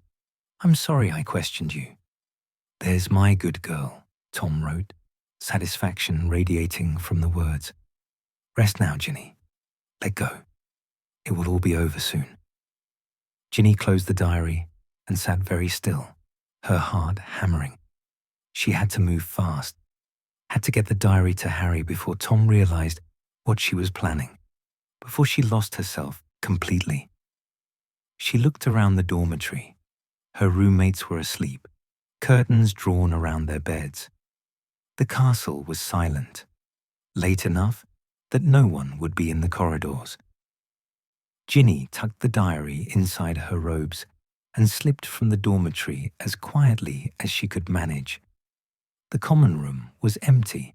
The fire burned down to embers. She climbed through the portrait hole and began walking through the castle, her feet moving with terrible purpose. She couldn't remember exactly where Moaning Myrtle's bathroom was, but her body seemed to know. Tom had taken her through these corridors enough times that the path was written into her unconscious. She followed it now, her conscious mind barely present, watching herself move like a ghost through Hogwarts' dark passages. The bathroom was cold and damp, lit by candles that never went out. Myrtle wasn't visible, probably off haunting some other part of the castle. Ginny pulled the diary from her robes and stared at it. Such a plain thing to have caused so much damage. Such an ordinary-looking book to have destroyed her life. She set it on the floor near the sinks, where someone would find it. Harry used this bathroom sometimes. She'd heard the twins mention it. He'd find it, would take it seriously, would... Her vision blurred. Her legs buckled. She caught herself against a sink, breathing hard. Too weak. Too late. Tom had taken too much already. But I tried, she thought desperately. I tried to fix it. I tried to warn them. She made it out of the bathroom on shaking legs. The corridor tilted and spun. Her body felt like it belonged to someone else, like she was piloting it from very far away. She needed to get back to the dormitory but she didn't make it to the dormitory. Her legs simply stopped working. The corridor rushed up to meet her, cold stone against her cheek. Darkness crept in at the edges of her vision. Not the darkness of unconsciousness, but something deeper, something final. She was dying. Actually, truly dying. Tom had taken too much, and there wasn't enough of her left to survive. I'm sorry, she thought to everyone she'd failed. Her family, the students she'd hurt, Harry Potter, who would find her body and know she was the one who'd opened the chamber. I'm so sorry. The darkness closed in completely, and Ginny Weasley let go. The first thing Ginny became aware of was warmth. Not the cold that had lived inside her bones for months, not the hollow emptiness that had consumed her piece by piece, but real warmth, gentle and steady, like sunlight after a long winter. The second thing was the smell of clean linen and healing potions, the unmistakable scent of the hospital wing. She was alive. The realization came slowly, like surfacing from deep water. Her eyelids felt heavy, her body weak but present in a way it hadn't been for so long. She was here. She existed. She was real. Ginny opened her eyes. The hospital wing's white ceiling came into focus above her, afternoon light streaming through the tall windows. She turned her head carefully. Even that small movement took effort, and saw rows of empty beds stretching away on either side. Near her bed sat her mother, slumped in a chair, clearly exhausted, her hand resting on Ginny's blanket. "Mum," Ginny's voice came out as barely a whisper, rough from disuse. Molly Weasley's eyes flew open. For a moment, she simply stared, as if she couldn't quite believe what she was seeing. Then her face crumpled, and she launched herself at Ginny, pulling her into a fierce embrace that hurt Ginny's weak body, but felt like being held together, like being real. "Oh, Ginny," her mother sobbed into her hair. "Oh, my baby girl, you're awake, you're back. Oh, thank Merlin, thank Merlin." "Mum," Ginny managed, her own tears starting. "Mum, I'm sorry, I'm so sorry." "Shh," Molly said, pulling back just enough to cup Ginny's face in her hands, studying her like she was memorizing every detail. "Shh, don't apologize. Don't you dare apologize. None of this was your fault. Do you hear me? None of it." The door to the hospital wing opened, and Madame Pomfrey bustled in, followed by, Ginny's heart seized, Professor Dumbledore. "Ah," Dumbledore said softly, his blue eyes twinkling behind his half-moon spectacles. "Miss Weasley, it's very good to see you awake. How are you feeling?" Ginny didn't know how to answer that. How was she feeling? Weak, confused, grateful to be alive, terrified of what would happen now that everyone knew what she'd done. "Tired," she said, finally. "Sir, the chamber, I didn't mean to..." I know, Dumbledore said gently, settling into the chair on the other side of her bed, while Madame Pomfrey performed diagnostic charms with her wand. You were being controlled, Miss Weasley. Possessed, in fact, by a very powerful piece of dark magic. None of what happened was your fault. But I opened it, Ginny whispered, tears streaming down her face. I set the monster loose. I hurt people. Colin Creevey, Justin Finch-Fletchley, Hermione. Her voice broke. Hermione's petrified because of me. Because of Tom Riddle, Dumbledore corrected gently. Tell me, Miss Weasley, did you know what you were doing when these attacks occurred? Ginny shook her head. I don't remember most of it. I'd lose time, wake up in strange places, find my robes dirty. I thought I was going mad. And Tom, he said he was helping, that it was just stress. Tom Riddle is a master manipulator, Dumbledore said. What he did to you, slowly draining your life force while making you believe he was your only friend, is a particularly insidious form of dark magic. The diary was a Horcrux, Miss Weasley, a piece of Voldemort's soul preserved in an object, designed to possess whoever trusted it enough to pour their secrets into its pages. Voldemort. Tom had been, you know who. The Dark Lord who'd killed Harry's parents, who terrorized the wizarding world, who tried to kill Harry himself. And Ginny had trusted him, had told him everything, had let him inside her mind, her memories, her very self. I'm so stupid, she whispered. So stupid.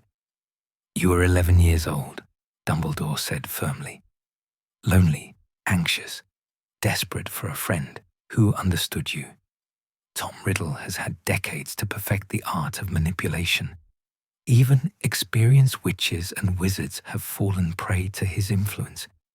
You are not stupid, Miss Weasley. You are a victim. What happened? Ginny asked. I remember leaving the diary in Myrtle's bathroom. I thought maybe Harry would find it, would understand. Then I tried to get back to the dormitory, but She couldn't finish. Couldn't say I was dying. Mr. Potter did find the diary, Dumbledore said, and something warm flickered in his expression. He also, with the help of your brother Ronald, found you in the Chamber of Secrets itself. Tom Riddle had taken you there, had nearly completed his resurrection by draining the last of your life force. But Mr. Potter destroyed the diary with a basilisk fang, which destroyed the piece of Voldemort's soul within it. The moment the Horcrux was destroyed, you began to recover. Harry saved me, Ginny whispered. The irony wasn't lost on her. She'd spent months too terrified to speak to him, and he'd descended into the Chamber of Secrets itself to save her life. He did, Dumbledore confirmed. Displayed remarkable courage and quick thinking.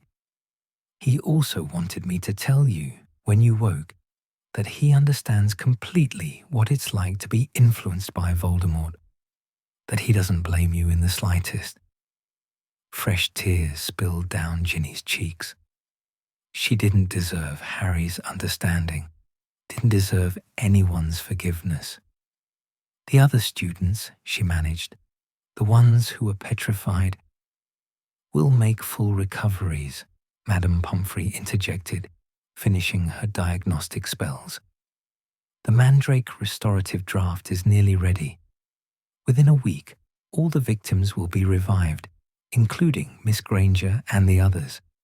No permanent damage, Miss Weasley. No permanent damage, except to Ginny herself, who'd lost months of her life, who'd been used as a weapon, who'd have to live with the knowledge of what Tom had made her do. As for you, Madame Pomfrey continued, studying the results of her spells with a critical eye, you're severely depleted magically and physically. You'll need to stay in the hospital wing for at least a week, possibly longer. Lots of rest, nutritious meals, and strengthening potions. No classes, no stress, no visitors, except immediate family for the first few days. Visitors? Ginny asked. Half the school has been trying to see you, her mother said, managing a watery smile. Ron especially. He's been beside himself with worry. And your father's been here every day. Your brothers send their love. Bill and Charlie wanted to come home from abroad, but we told them you'd be all right. The idea of facing people, facing Ron, facing Harry, facing anyone who knew what she'd done, made panic rise in Ginny's throat. I can't, she whispered. Mum, I can't see anyone. They'll all know. They'll all think. They'll all know that you're a survivor, Dumbledore said firmly, that you were targeted by dark magic and lived to tell about it, that you were strong enough to fight back at the end, even when you thought all was lost. Leaving that diary where someone would find it, that took courage, Miss Weasley. That act of bravery may well have saved many lives. But I should have told someone sooner, Ginny said miserably. When the memory gap started, when I realized something was wrong, I should have gone to a teacher, to my parents, to anyone. Perhaps, Dumbledore acknowledged. But Tom Riddle was designed specifically to prevent that, to isolate his victims, to make them believe they had no one to turn to convince them that revealing the truth would only lead to punishment and shame. You were fighting an enemy older and more experienced than yourself, Miss Weasley. The fact that you fought at all is remarkable. Ginny wanted to believe him, wanted to believe that she wasn't completely responsible for the terror of the past months. But the guilt sat heavy in her chest, a weight she suspected would take a long time to lift. Rest now, Madame Pomfrey said briskly, shooing Dumbledore toward the door. You need sleep and healing, young lady. Your mother can stay, but no excitement, no lengthy conversations. Sleep is the best medicine now. Dumbledore paused at the door, looking back at Ginny with those penetrating blue eyes. Miss Weasley, he said gently, I have lived a very long time and seen many things. I have seen brave witches and wizards fall to dark magic, have seen powerful people corrupted by promises of greatness. What happened to you does not define who you are. How you move forward from this, that will define you. Remember that. Then he was gone, leaving Ginny alone with her mother and Madame Pomfrey's bustling presence. Her mother stayed beside her bed, holding her hand, murmuring soft reassurances. Ginny let herself drift, exhaustion pulling her under. But this sleep was different from the dark, dreamless void that Tom had trapped her in. This sleep was healing, restorative, bringing her back to herself piece by piece. The days in the hospital wing blurred together in a haze of sleep and potions and gradual healing. Madame Pomfrey was ruthlessly efficient, forcing nutritious meals down Ginny's throat, administering strengthening potions that tasted like liquid fire, performing diagnostic spells multiple times a day to track her recovery. Her mother barely left her side. Her father visited every evening after work, bringing small gifts, chocolate frogs, copies of the Daily Prophet, carefully edited to remove articles about the chamber incidents, a new journal with cheerful sunflowers on the cover that made Ginny's stomach clench until she realized it was just a normal journal. No dark magic, no hidden dangers. You don't have to write in it if you don't want to, her father said gently, seeing her expression. But your mother thought, when you're ready, It might help to write down your feelings. Get them out of your head, you know. But only if you want to, Ginny girl. No pressure. Ginny tucked the journal away without opening it. Maybe someday she'd be able to write again without feeling Tom's presence, without seeing his elegant script appearing beneath her words. But not yet. On the third day, Madame Pomfrey allowed Ron to visit. He came in hesitantly, looking uncertain and worried, and so much like the brother Ginny remembered from before everything had gone wrong. When he saw her sitting up in bed, looking more like herself, his face broke into a relieved grin. Ginny. He rushed to her bedside, then stopped awkwardly, like he wasn't sure if he should hug her. You look better. I mean, you still look rubbish, but better than before. Not that you looked rubbish before, just, you know what I mean. I know what you mean, Ginny said softly, and found herself smiling despite everything. Thanks, Ron. He settled into the chair beside her bed, fidgeting with his robes. So, how are you feeling, really? Tired, Ginny said honestly. Weak, confused, guilty. You shouldn't feel guilty, Ron said immediately, fiercely. None of this was your fault, Ginny.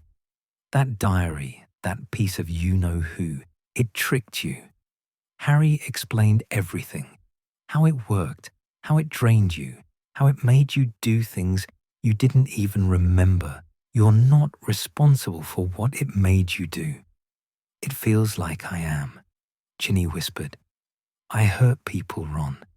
Even if I don't remember it, even if I wasn't really in control, people got hurt because of me. People got hurt because of Voldemort, Ron said, and Ginny flinched at the name. Not you, Voldemort. And Harry stopped him. Well, stopped part of him. Destroyed the diary, killed the basilisk. It was brilliant, actually. Terrifying, but brilliant. He'll tell you about it when you're ready to hear it. I don't know if I'll ever be ready, Ginny admitted. That's okay, Ron said. Take your time. Nobody's rushing you. Well, except maybe Mum. But she's just worried. We all were. Worried, I mean. But in a good way. A caring way. Not a we think you're mental way. Despite everything, Ginny felt a laugh bubble up. You're rubbish at comforting people, Ron. I know, he said, grinning. But I'm trying. That counts for something, right? It counts for a lot, Ginny said softly. Thank you for not giving up on me, for going into the chamber to save me. Ron's ears turned red. Course I did. You're my sister. Only I'm allowed to be annoyed with you, not evil Dark Lord diary versions of people. The absurdity of the statement made Ginny smile again, and she realized with surprise that she could smile, that somewhere beneath the guilt and fear and exhaustion, she was still herself. Damaged, maybe. Changed, certainly. But still, Ginny Weasley. Over the following days, more visitors came. Percy, awkward and formal but clearly relieved, lecturing her about the importance of reporting suspicious magical objects to proper authorities. The twins, bringing jokes and chocolate frogs and treating her almost normally, which was the best gift they could have given. Her father, reading to her from the Daily Prophet and explaining Muggle technology with the same enthusiasm he'd always had, like nothing had changed. Each visit helped. Each familiar face, each normal conversation, each moment of being treated like Ginny rather than a victim or a problem. They all helped piece her back together. Hermione came to visit once she'd been revived by the Mandrake draft, looking healthy and cheerful and completely free of blame. I'm so glad you're all right, Hermione said warmly, settling beside Ginny's bed with a stack of books she'd brought. I brought you some reading material for when you're feeling better. Nothing too heavy, just some lighter books about magical history and a few novels I thought you might enjoy. And Ginny, what happened wasn't your fault. I've been reading about Horcruxes and possession, and the magic involved is extraordinarily advanced. Even experienced witches would have struggled to resist it. You're not angry? Ginny asked quietly. I'm the reason you were petrified. Tom Riddle is the reason I was petrified, Hermione corrected firmly. You were his victim just as much as I was. More so, actually. I'm perfectly fine now, but you went through months of torture. I'm not angry, Ginny. I'm sympathetic. The lack of judgment in Hermione's voice made something tight in Ginny's chest loosen slightly. Maybe people really didn't blame her. Maybe she could forgive herself eventually. On her final day in the hospital wing, Harry Potter came to visit. Ginny's heart seized when she saw him in the doorway, looking uncertain and thin, and so very much like the boy she'd built up in her imagination, except real, human, flawed and brave and kind. Hi, he said quietly, approaching her bed. Is it okay if I come in? Of course, Ginny managed, her voice small. Harry sat in the chair beside her bed, and for a moment, neither of them spoke. Then Harry said softly, I know what it's like. To have Voldemort in your head. To have him use you, manipulate you, make you doubt yourself. It's awful, terrifying. But Ginny, it doesn't make you weak. It doesn't make you bad. It just makes you human.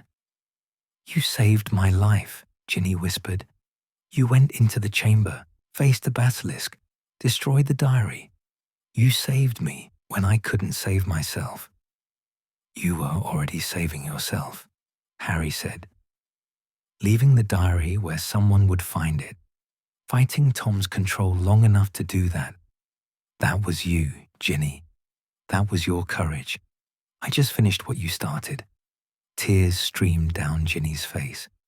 Thank you, she managed, for everything, for not hating me, for not blaming me. I could never hate you, Harry said simply. You're Ron's sister. You're brave and strong, and you survived something terrible. That's all I see when I look at you. It was the first conversation Ginny had ever managed with Harry Potter without freezing or running away. And somehow, after everything, after Tom, after the possession, after nearly dying, talking to Harry felt easy, natural, like talking to a friend. Maybe that was what she'd needed all along. Not a fantasy hero to worship, but a real person to know.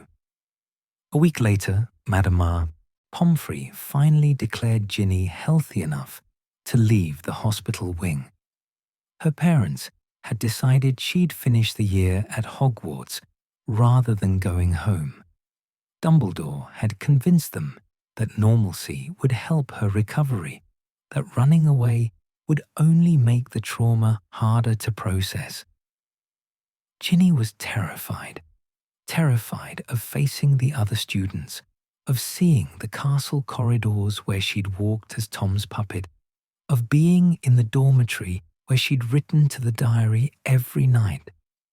But when she finally emerged from the hospital wing, the castle felt different, lighter somehow, like Tom's darkness had been lifting for everyone, not just her. The remaining weeks of term passed in a gentle blur, students welcoming her back without judgment, teachers treating her kindly but not like she was made of glass, her roommates slowly becoming real friends as they saw her as Ginny rather than as the girl who'd been possessed. She started writing in the journal her father had given her, not every day, not compulsively like she had with Tom's diary, Just occasionally, when she needed to work through feelings or fears or moments of unexpected joy. The sunflowers on the cover made her smile now, rather than frightened her. She wrote about her recovery, about learning to trust herself again, about the nightmares that still came sometimes, but grew less frequent, about discovering that she could be brave, truly brave, not because someone told her she was, but because she'd survived something terrible and chosen to keep living anyway. On the last day of term, as students packed trunks and made summer plans, Ginny found Harry in the common room. "Thank you," she said simply, "for saving my life, for believing I was worth saving." Harry smiled at her, a real smile, warm and genuine.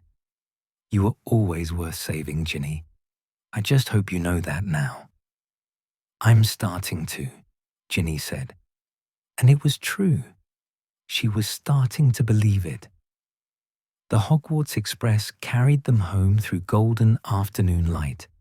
Ginny sat with Ron and Harry and Hermione, listening to their conversation about summer plans and Quidditch and normal things.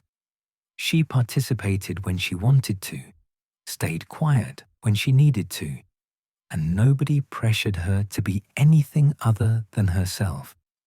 When the train pulled into King's Cross Station, when she saw her mother waiting on the platform with tears in her eyes and her father beside her with that gentle smile, Ginny felt something she hadn't felt in months.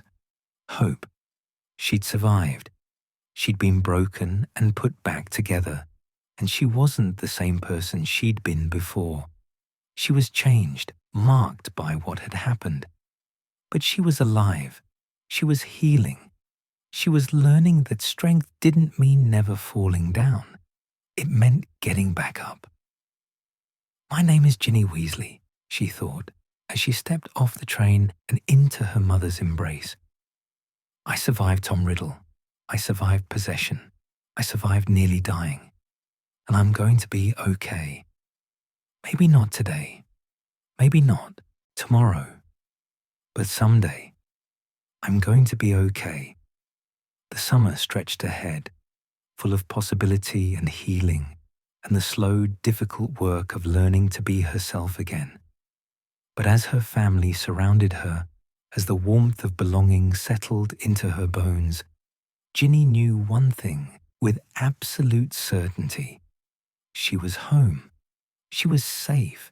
She was loved. And that was enough to begin again,